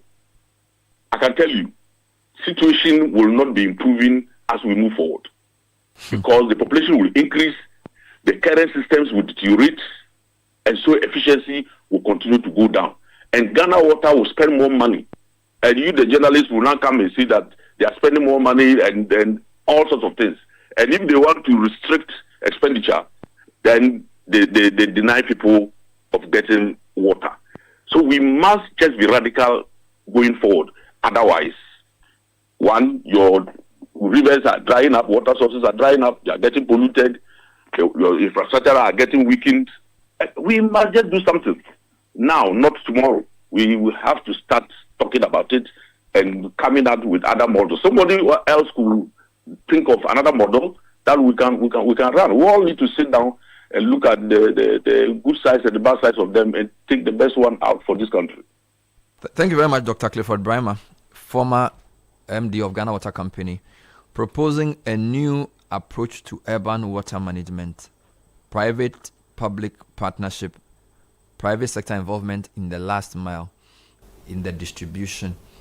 Take a quick reaction on that before. By the way, listeners, do you agree with him? Is that something you are comfortable with? If a private person were supplying you water at the last mile, so you pay a bill to a private person. Meanwhile, the Ghana Water Company does the water generation and the main transmission lines. Maybe it brings the transmission from Bon to maybe the highway. Then maybe from the highway, Afienya to your house at Gulf City. Then a private person takes it up so that you pay the person. Is this something? Would you guys like such a thing? I'm game. I think the submissions by Doc are brilliant, appear cogent, and my only disappointment is that why such a person with such brilliant ideas would not have had the room to execute some of these ideas, and would not have even protection of tenure. because state institutions, the tenure of their leaders run with the political leadership. That's unfortunate. And he hits, I mean, he was very eloquent in his submission, breaking it down. He explains what I was trying to say, that this is a subject of leadership. It is our water governance. So first of all, when I heard him talking about treating water as a national security issue and making good use of the military intervention to protect water and water infrastructure, I could sense a bit of frustration in his voice, because it is how we govern water, and it takes leadership, because where is the political will to do some of these things? Will the political interest align with some of these decisions? Okay, he talks about capital investment.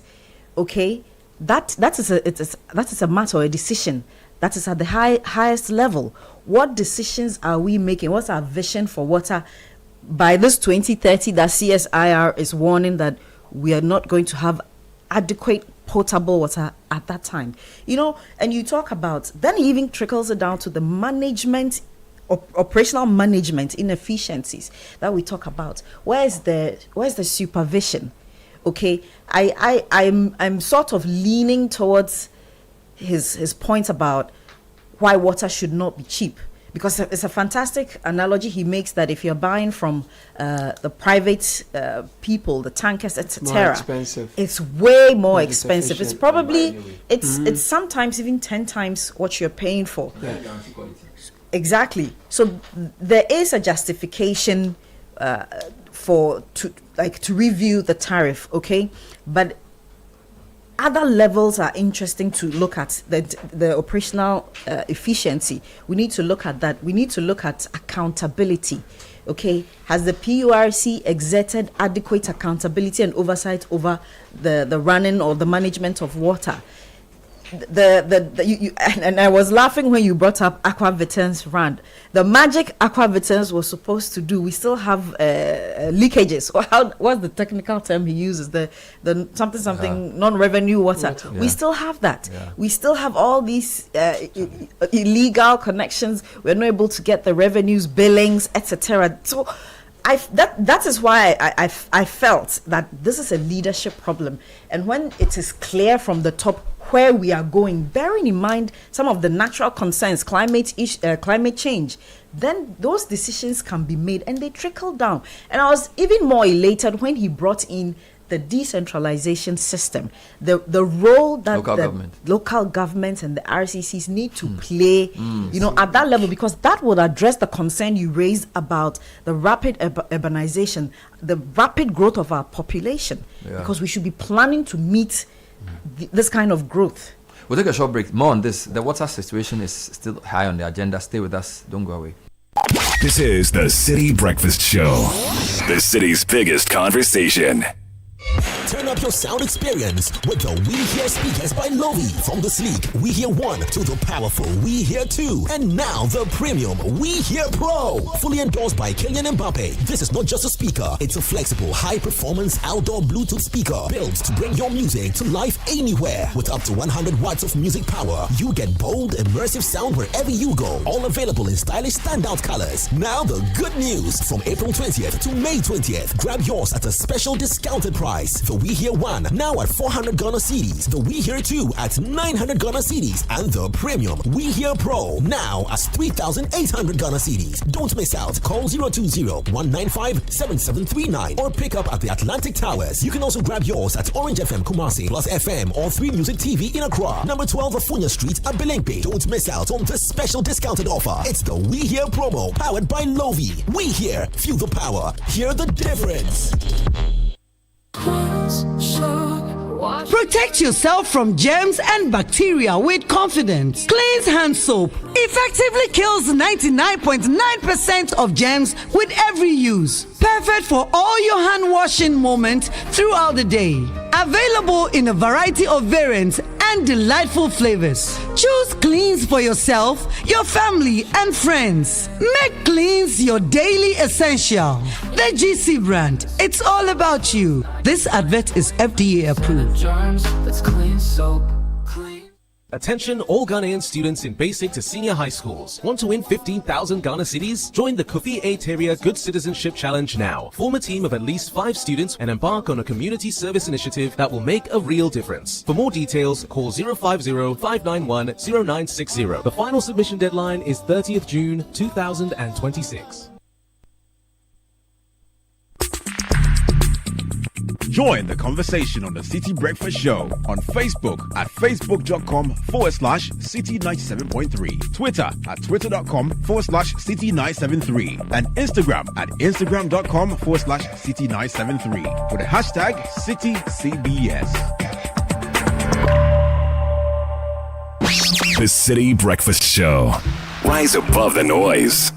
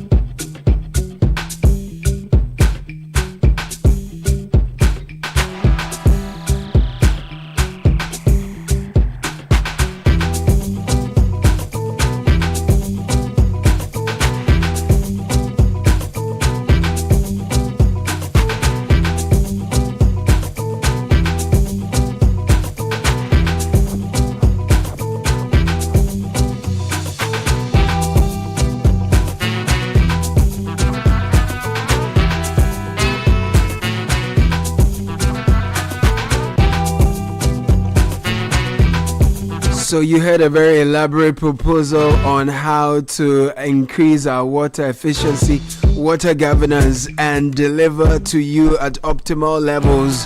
What do you make of that proposition?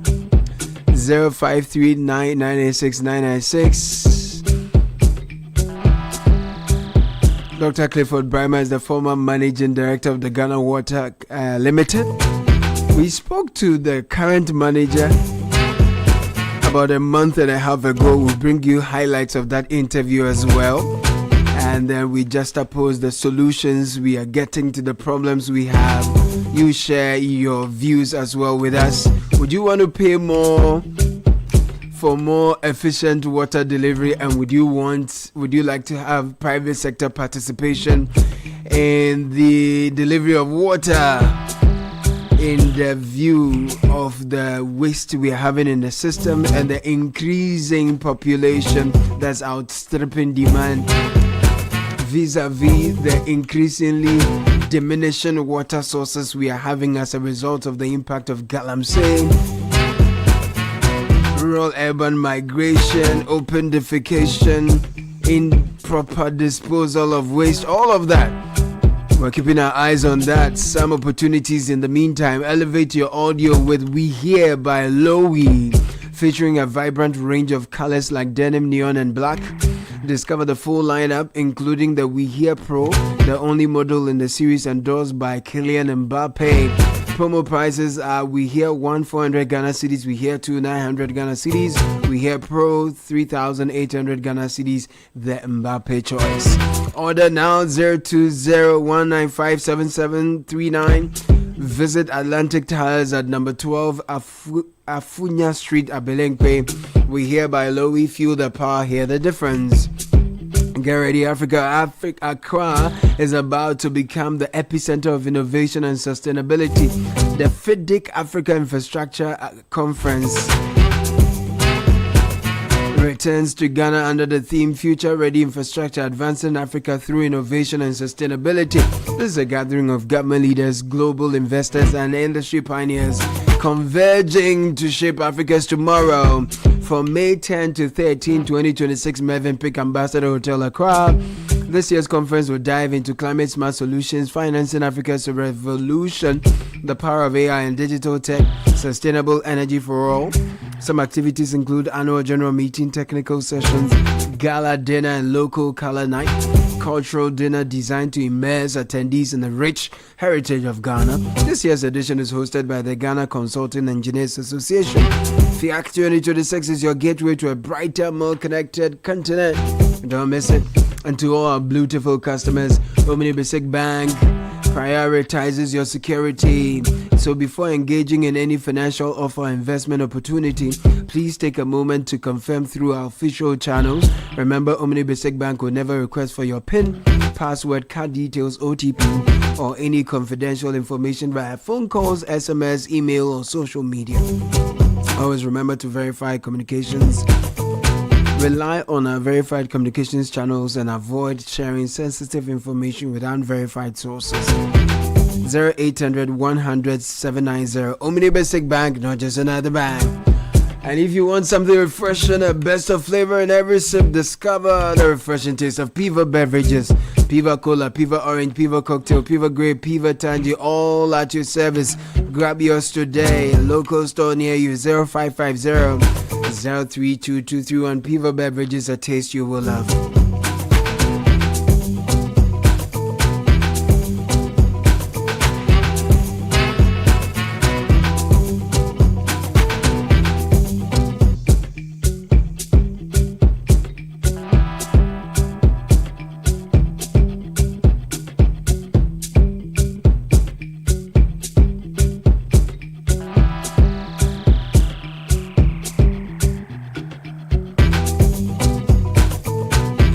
So we will bring you the highlights of our conversation with the current managing director, current MD of the Ghana Water Company, Galus, Mutawakil Adams. Mutawakil, yes. When you got there, what did you see? What's your assessment of the Ghana Water Company's role in the water supply sector? Thank you very much. As a new MD, I need to know first the production, the challenges we are facing where we are, the transmission and distribution, then billing, collection, and the financial status of Ghana Water Company or Ghana Water Limited.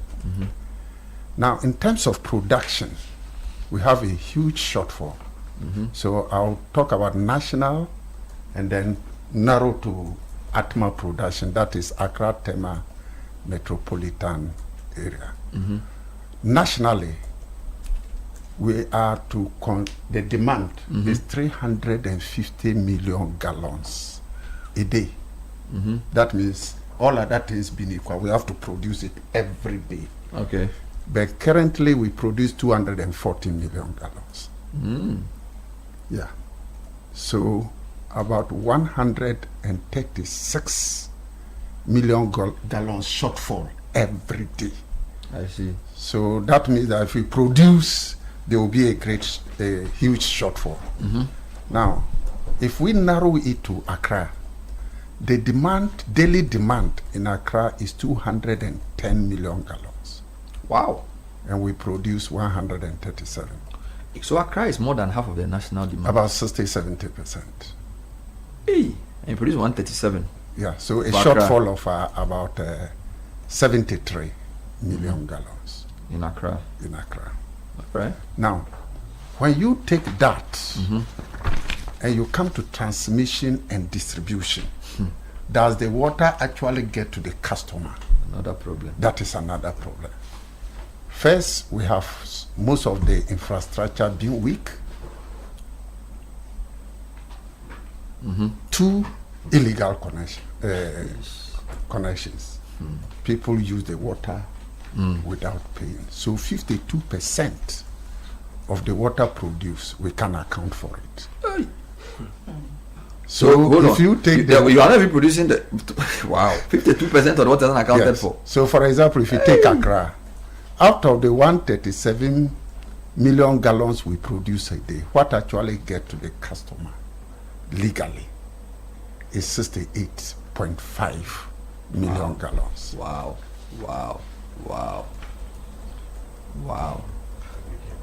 So you can see so that less than 1/3 of Accra's demand we even get to, because you need 210, you produce 137, and we about can only account for 68.5. Oh no, this is serious. that is some of the challenges. And you are saying some is illegal connections, some is weak infrastructure. Yeah. Which is a bigger one? The illegal connections. It's a bigger Yes, issue. because I realized that we needed to ascertain the extent of the illegal connections. So in collaboration with National Security, in August we set up 3 task force. We call it the Revenue Enhancement Team. And from August to December, what we uncovered is serious. Can you share some highlights with us? You will see a full water sachet treatment plant. Illegal. The whole plant is... The whole connected illegally. They are not paying water bill? No. Jesus. No. Wow. Some other things, the person is a commercial entity, but treated as domestic. Oh no. So you see that the revenue is using water to work by paying as if an ordinary consumer. So some also do bypasses. But with their work from August, we realized that as at November, the net revenue for November dropped from 52 as the beginning of January 52. But for the month of November, we had 49.4. It's very low. So it's still so not that means that with a few numbers, Accra is very huge. With only 3 teams. Then I realized it's good. So I had discussion with the National Security Coordinator again, so that we could increase the number of teams. So you are going to expand this to 12 teams. So you are hoping that you reduce non-revenue water to what percentage? Because now it's 49. PURC gave us a timeline. By 2030, we should have non-revenue 43%. 2030 is too far, my brother. So what? 2030 is saying now? 2030 Yes. No, but that is the target they've given us. So we have broken it down. Okay. At least by the end of this year, we should hit 35. Okay. 45. Sorry, 45%. But that's still a lot too. Yeah. So 45% of your your non-revenue water will be 45. Which 45. means that you will account for 55%. Exactly. But what's the standard in Africa, or what's the standard? Because 55. It varies. It's not like power. It varies from one to the other.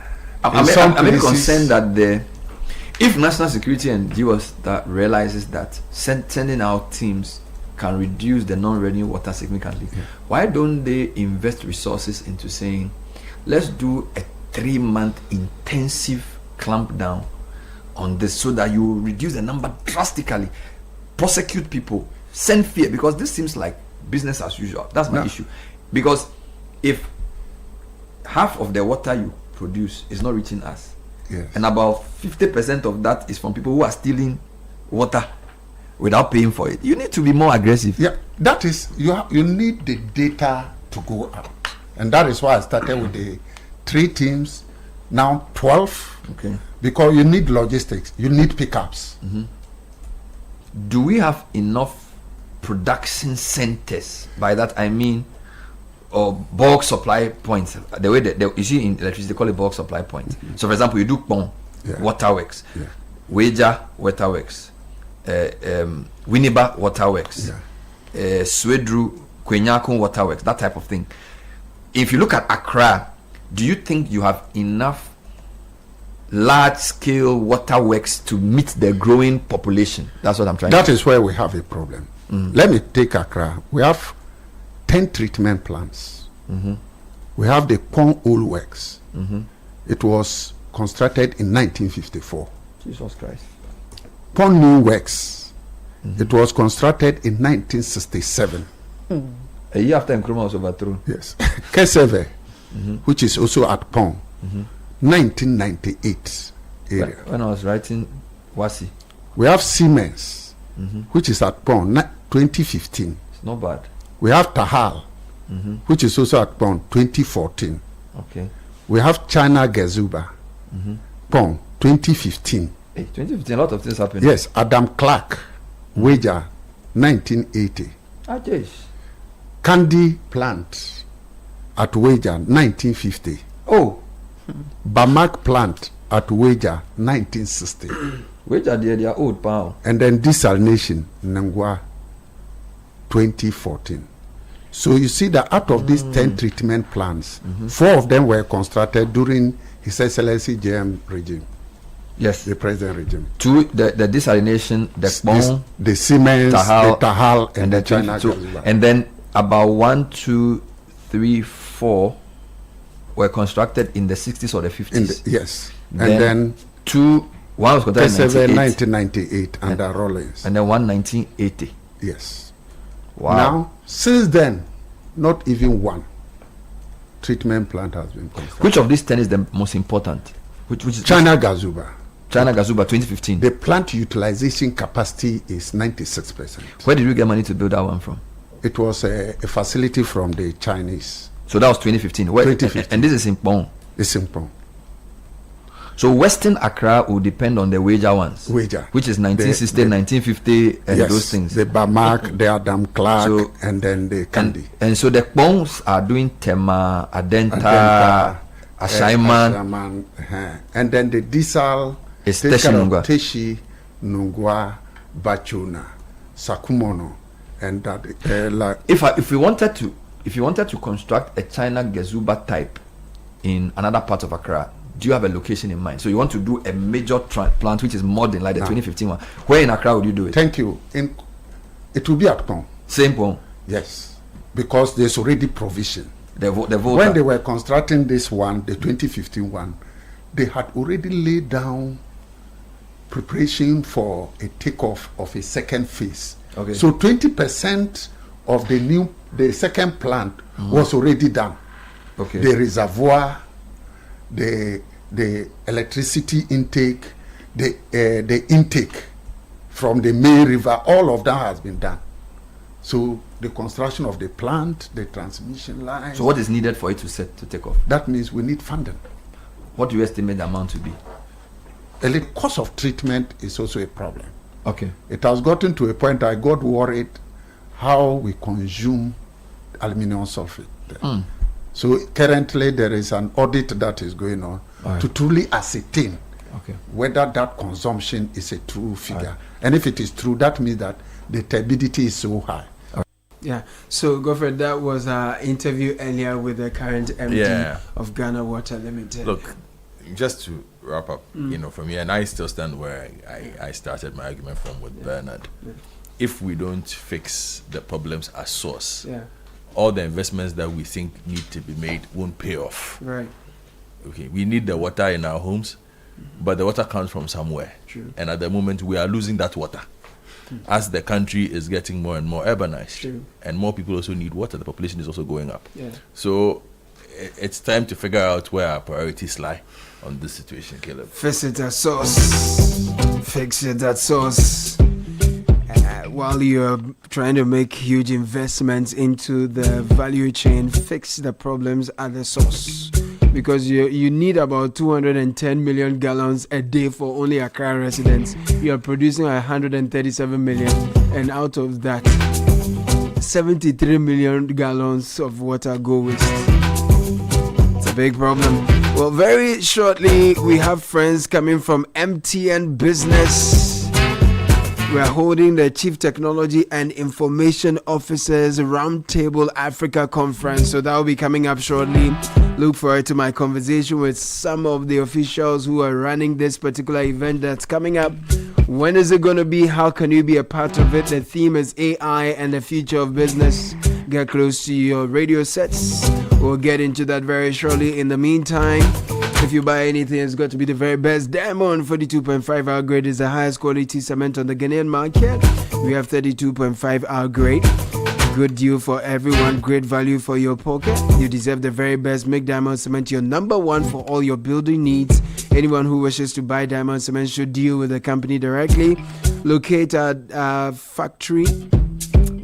We have 3 factories, Aplauta, Kradi, and Buepe, but you find Diamond Cement Ghana Limited nationwide. Call us 0540-111-978. Diamond Cement is still as hard as a diamond. And the hottest slogan in town is Part to Part from GCB. Mega Gantuan prizes are up for grabs. We are talking about the ultimate all-expense paid trip to the Global Football Fiesta next year, plus monthly TVs, fridges, cookers, and many goodies. Join the winning team, deposit and maintain 300 CDs or more in your GCB savings or current account, and you could be on your way to America, Canada, or Mexico. It ends in April this year, so save, win, go with the Part to Part promo by GCB Bank. Global Football, here we come. And for years, you've trusted Sunny Gold Brown Sugar for its consistent quality and best packaging. Now take control of your sugar intake in a more convenient way with your trusted Sunny Gold brand. We have introduced Sunny Gold Brown Sugar Sticks in 10 grams and 5 gram paper sachets, perfect for hotels, restaurants, schools, homes, offices, on the go, and even large gatherings like parties, funerals, and conferences. Sunny Gold Brown Sugar comes in cubes, bottles, and sachets for all your cooking and bulk needs. Sunny Gold, a tradition of consistent quality.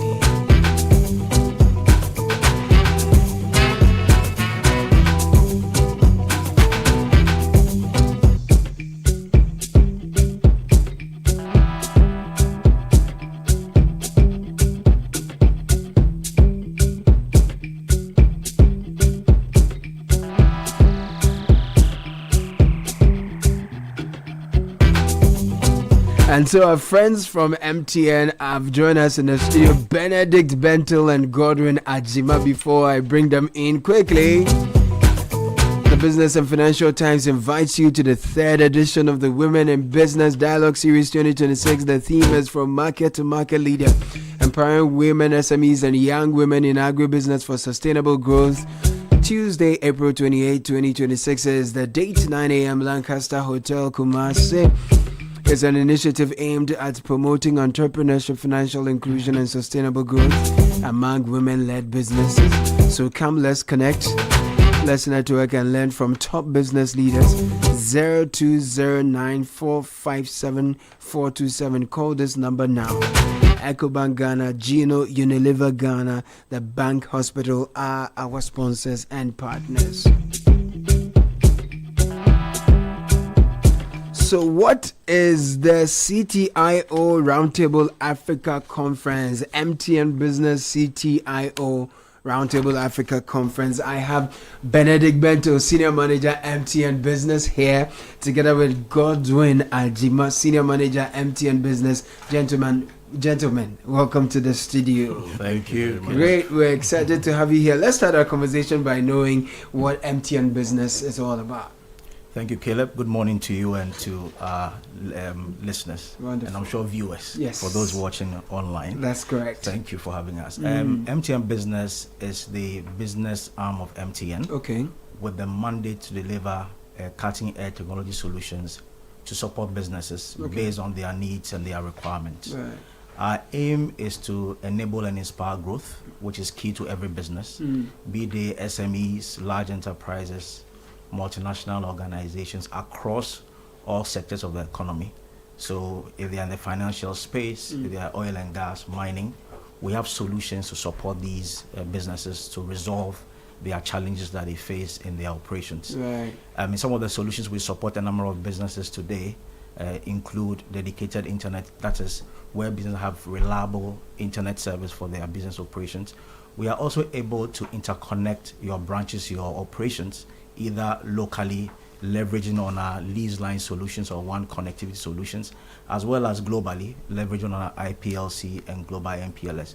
Today, we also support businesses in the Microsoft 365 space, and then it's, on their cyber security needs and requirements. We have security solutions that we support. Right. We are in the IoT space as well. No, you do a lot. Yeah, so we do quite a number of things to support businesses. But beyond that, let me hasten to add that we also co-create solutions with businesses. Okay. Depending on the gap within your operations, we can work with you, look at what the pain points are, what are the requirements, what are the gaps you've identified, and together, based on our infrastructure, based on our capacity from our engineers and other stakeholders, are able to help you to fix those. Godwin, that's a very comprehensive response from my question. I'll give you 3 over 3. Thank you, sir. So let's get into the CTIO conference, right? Benedict, tell me what that's about. More insights, please. So basically, the CTIO Roundtable Africa is our annual event that we hold for technology heads in the space.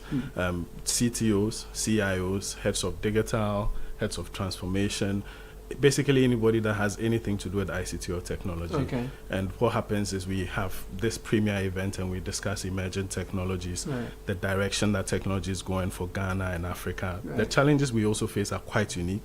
So those challenges are basically discussed there and how we're going to address them.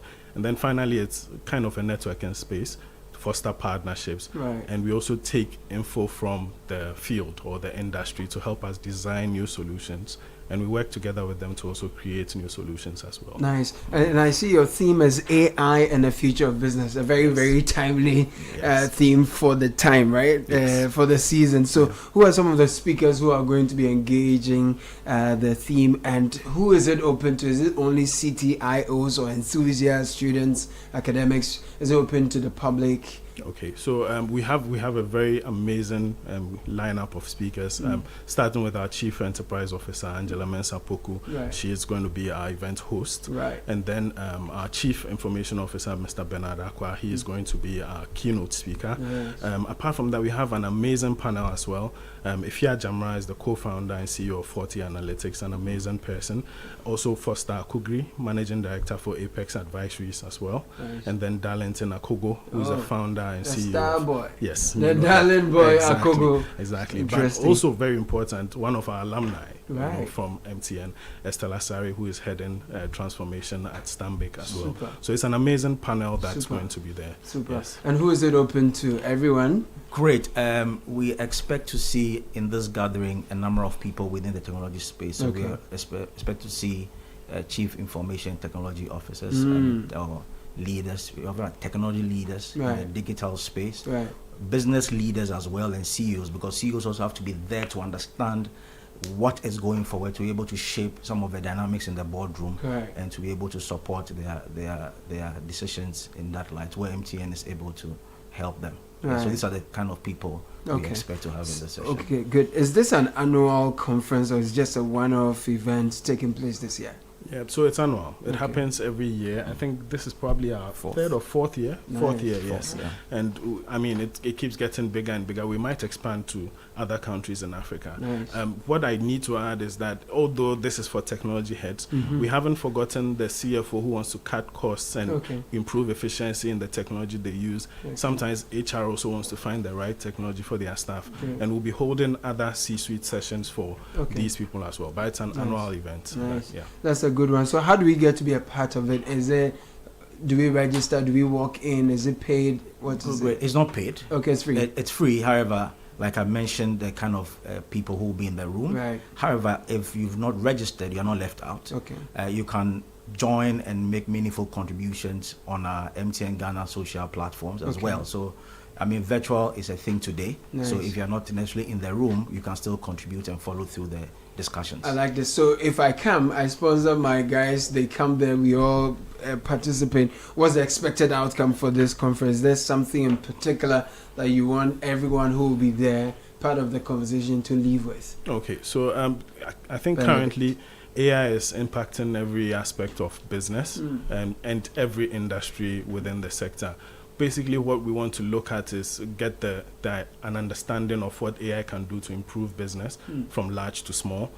These technology heads will talk about not just how AI fits into what they do, but fits into how their business impacts Ghana and society. So there'll be policy direction conversations there. There'll be emerging technology conversations as well. So there will be a substantive content that will come out of this. And over the coming weeks, that will be shared with the public. We'll have some engagements with, the policy heads within government and industry as well. So you document the outcomes, put out a communique. That will you go out to all participants. Follow through to ensure it impacts policy and stuff like that. I really like this. So as we round up, is there anything you want businesses to know about MTN Business? Yes. Ajima. Thank you, Caleb. So we highlighted a few things in terms of our capabilities. Our fiber footprint across the country. And so if you're sleeping and you have challenges, and you can't sleep at dawn, don't worry your head. just speak to MTN that these are the pain points I have in my business. Let's engage and we'll be able to support you. And you can send us an email at mtnbusiness.gh@mtn.com. Right. We'll get back to you, engage with your team, understand what your pain points and requirements are, and then we are good to go, co-creating solutions together and making Ghana a better place. Godwin Ajima, Senior Manager, MTN Business. Benedict Bento, your final words. Please. Well, I'll add two things. The first thing is, people usually say engineers are quite stiff. This is probably the opportunity for the engineers to come and relax and talk about how we're going to impact the industry and the country. We may explore probably going outside Accra next time so that the engineers can really relax. But we encourage everyone to log on. Excellent. And if you have not been invited, just log on through the social media channels, participate, learn something, and help us drive policy in this regard. I love that. I'll also add that when it comes to MTN Business, there's nothing that we say no to, as long as it's legal. If there's any technology solution you need, get in touch with MTN Business. We are not just about mobile and connectivity. We can help you achieve anything in ICT and technology. Brilliant stuff. I've been talking to senior managers, MTN Business, Benedict Bentil and Godwin Ajima. Gentlemen, thank you so much for coming through, and we wish you all the very best. Thank you, Caleb. With the upcoming MTN Business CTIO Roundtable Africa Conference, did we speak about where it will be and when it will be? Very well. That will be at the Labadi Beach Hotel. Okay. A plush Labadi Beach Hotel, let me add that, so that you can come with your mindset of relaxing and still learning and engaging. It's starting at 9 a.m. prompt tomorrow 29th of April 2026. So Caleb, we hope you pass through and also engage. I would love to. AI and the future of business. I would love to. Gentlemen, I'll see you tomorrow then. Awesome. Great. So Godwin Ajima, Senior Manager, Benedict Bentil, Senior Manager as well, MTN Business. Gentlemen, we wish you all the very best. Thank you. Many blessings.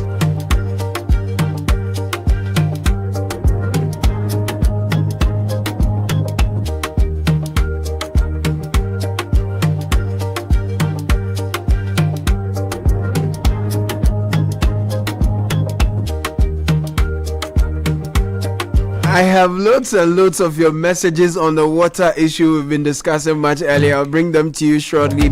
However, something fantastic is happening at Electroland you want to take advantage of. Electroland is giving you weekly and monthly big rewards when you buy Samsung, TCL, Media and ASCO electronics anywhere in Ghana and from any authorized dealer or reseller. Here's what you do. Buy your LED smart TV, split AC, double door fridges, auto grill, gas cookers, washing machine, sound towers. Did I say washing machine? Hey, Abogre, you are impacted me. Atagora, washing machine, sound towers, microwaves, blenders, mobile phones, and more from Samsung, TCL, Media, and NASCO. Dial star 928 star 8888 hash, or go to register.electrolandraffles.com. Enter our weekly and monthly draws approved by NLA's Caritas platform. Electroland Ghana Limited will be rewarding your patronage the big way. Something for pensioners. Social Security and National Insurance Trust, SNIT, wishes to remind SNIT pensioners that they are all to undergo annual pensioner certification in their birth month. Here's how it happens. Effective this April 2026, pensioners who were born in the months of January, February, and March but have not renewed their pensioner certificate will be taken off the pension payroll. This means that SNIT will suspend paying your monthly pensions until you have renewed your pensioner's certificate. All affected pensioners who have renewed their pensioner's certificate are encouraged to do so before the next pension pay date. To make the renewal process simple and convenient, pensioners may use any SNIT dedicated channels. That's SNIT mobile app, SNIT branch, and SNIT co-location bank. Pensioners with mobility challenges can receive assistance through home visit or call 0302 611 622. If you have further inquiries, you may call the SNIT Contact Center on 0302 611 622. Visit any branch or use the mobile app. If you have folks who are on same, just call and check on them, find out whether they've done this.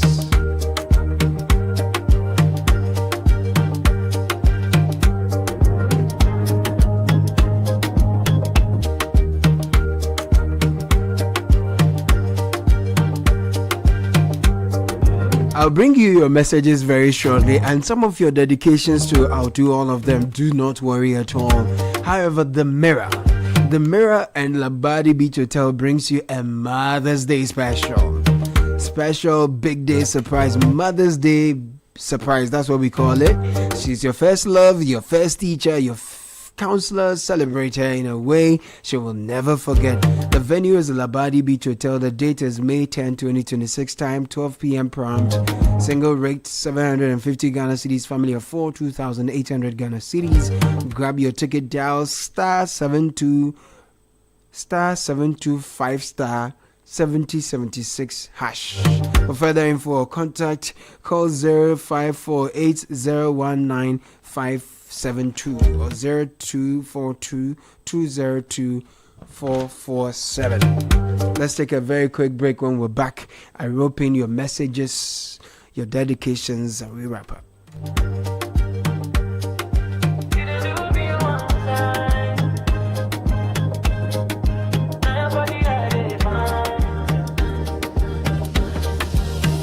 You walk in slow motion, go down clear, go lotion. Sponsor my big motion.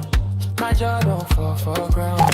This is the City Breakfast Show, the city's biggest conversation. You laugh small, I know if I got to talk you now. One wine on your waist, it is sweet, it lets my brain. Turn around, make I see your face. You dey bust my mind again. Unleashing the power of relevant radio. This is City 97.3. Hey, El Chamano, I agree to. I make you. Salary them pay last week. This week, no, it finished. How? But don't you have GCB mobile app? Just request a salary advance. You will get it in 30 seconds. Gosh, it just dropped like it's hot. Get up to 80% of your salary anytime with a GCB mobile app at the lowest interest rates. Switch to a GCB salary account now and payday can be any day. Download the GCB mobile app on Google Play, App Store, or Huawei App Gallery. T's and C's apply. GCB Bank, your bank for life.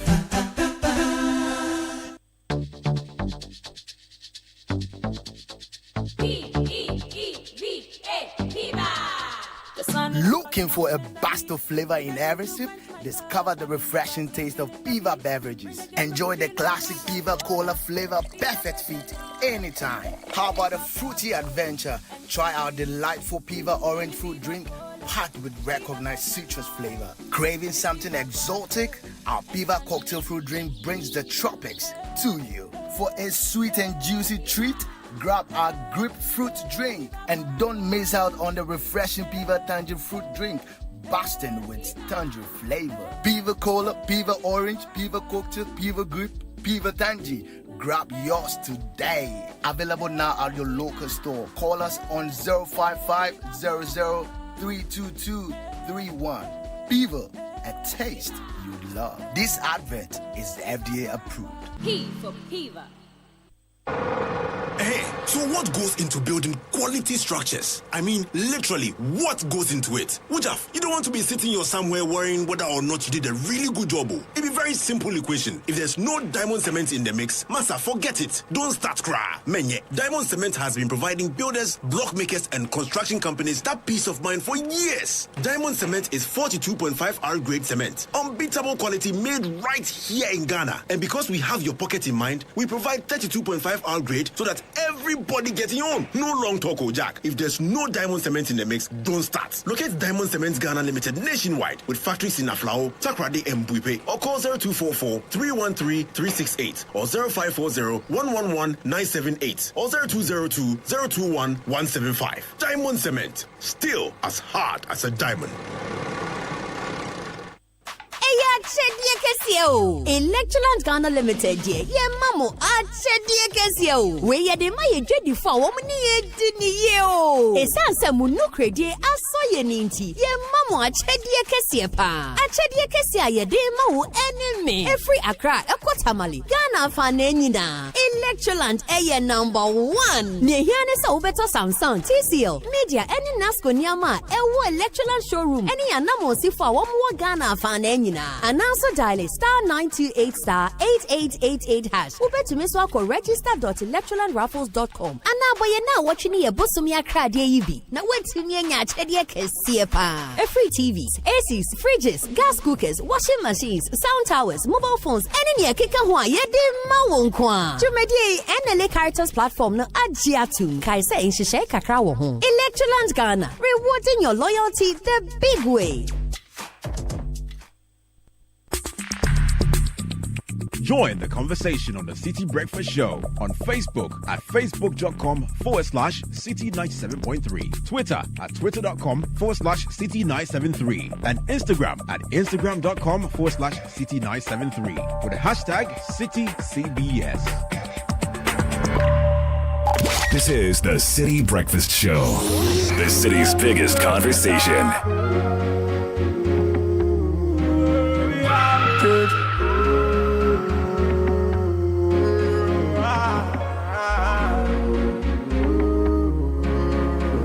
I'm on the road, drinking tequila, oh, my man is so far, oh, and say I for the radio, carry on,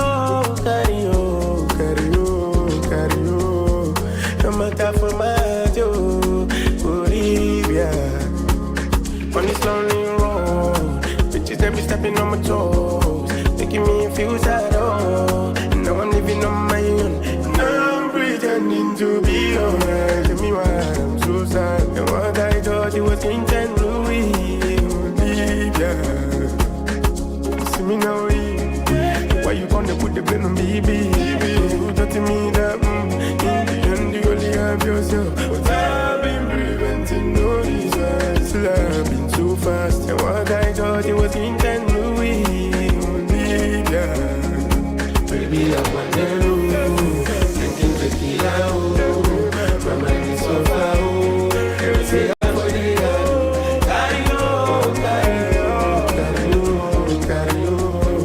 no matter for my Bolivia, got me on the lockdown, maybe some try sitting anger, and maybe you're not even smoking cocktails right in the day, tell my matter to the police, at the prison, me I try to give you the peace, give you everything that you need, see me now, why you gonna put the blame on baby, you touching me that, in the end you only have yourself, but I've been preventing all these words, still I've been so fast, and what I thought it was intent Louis, Bolivia, baby I'm on the road, drinking tequila. It's 5 minutes to the top of the hour. 97.3 City FM. Happy birthday to Lieutenant Colonel Dr. Nana Ajay Teria of the Ghana Armed Forces Headquarters Medical. May the good Lord continue to perfect all that concerns you. Wishing you an amazing year from Wilma and Wendy Obobisa. On behalf of the Sardis Fellowship, Apostle Michael Dazi is honored and celebrated on your birthday for the grace of God evident in your life. Your leadership, sacrifice, and unwavering commitment to God's work have been a great blessing to many. Our prayer is that the good Lord will continue to strengthen you, expand your impact, and crown your efforts with greater glory. May your coming years be marked by divine favor. This is coming from... Okay, the text that says it's coming from a friend to his mentor. So, good morning, Uncle Koku. Please, Ghana Water Company, Ghana Water Limited should come out clearly again on this issue. Was the erratic power supply the reason for the situation 2 to 3 months ago? Why do authorities keep shifting responsibility instead of providing clear, lasting solutions? The water situation in Lashibi remains very concerning. Water is basic. Hashtag water is basic. Godfred is unhappy this morning. He sends that message. Thank you. This is the song I was looking for. Good morning. You know the funny part of this whole situation? There's Water Research Institute 2 minutes away from the Volta Lake. It's a sad country you are. Bernard, please. Ghana Water Limited is not telling the truth. I live in Bechile. No water. We've not had water run through our taps since January, before the problem of the lighthouse. I am aged and I buy water container of water, 170 Ghana cedis every 2 weeks.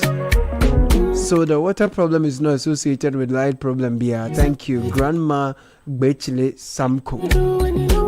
Okay, Grandma Bechile Samko. Thank you, Grandma. Good morning, Bernard. Please, for the past 4 months, the people of Katamansu and surrounding towns have not had water run through their taps. Okay, you say have had water run through their taps for just 3 days, yet we keep receiving water bills. Please plead with the Ghana Water Limited on our behalf that we are also part of the Ghana. The Blank Sins is on your screens now, and trust us, you don't want to miss a single moment. Tune in every Thursday at 7:30 p.m. for all the family drama, unexpected twists, laughter, and everything in between. If you missed an episode, you don't worry. We've got you covered. Catch the repeats Friday 11:30 a.m., Saturdays 7 p.m., Sundays 4:30 p.m., Tuesdays 3 p.m., Wednesdays 5:30 p.m. Stay logged on Channel 1 TV and never miss a moment of The Blank Sins. The Blank Sins is a Channel 1 TV production. It's proudly sponsored by Out Insecticide, Nasco Electronics, Lizzie Shutter, and Everpark. Alright, so this Mother's Day, we celebrate a love that never gives up even when tested. Let's celebrate the quiet strength and endless love of our mothers. Think about the outstanding moments with Mama and share with us in our Mother's Day promotion. An episode with Mama. Send a message to 0539986996 reflecting on one.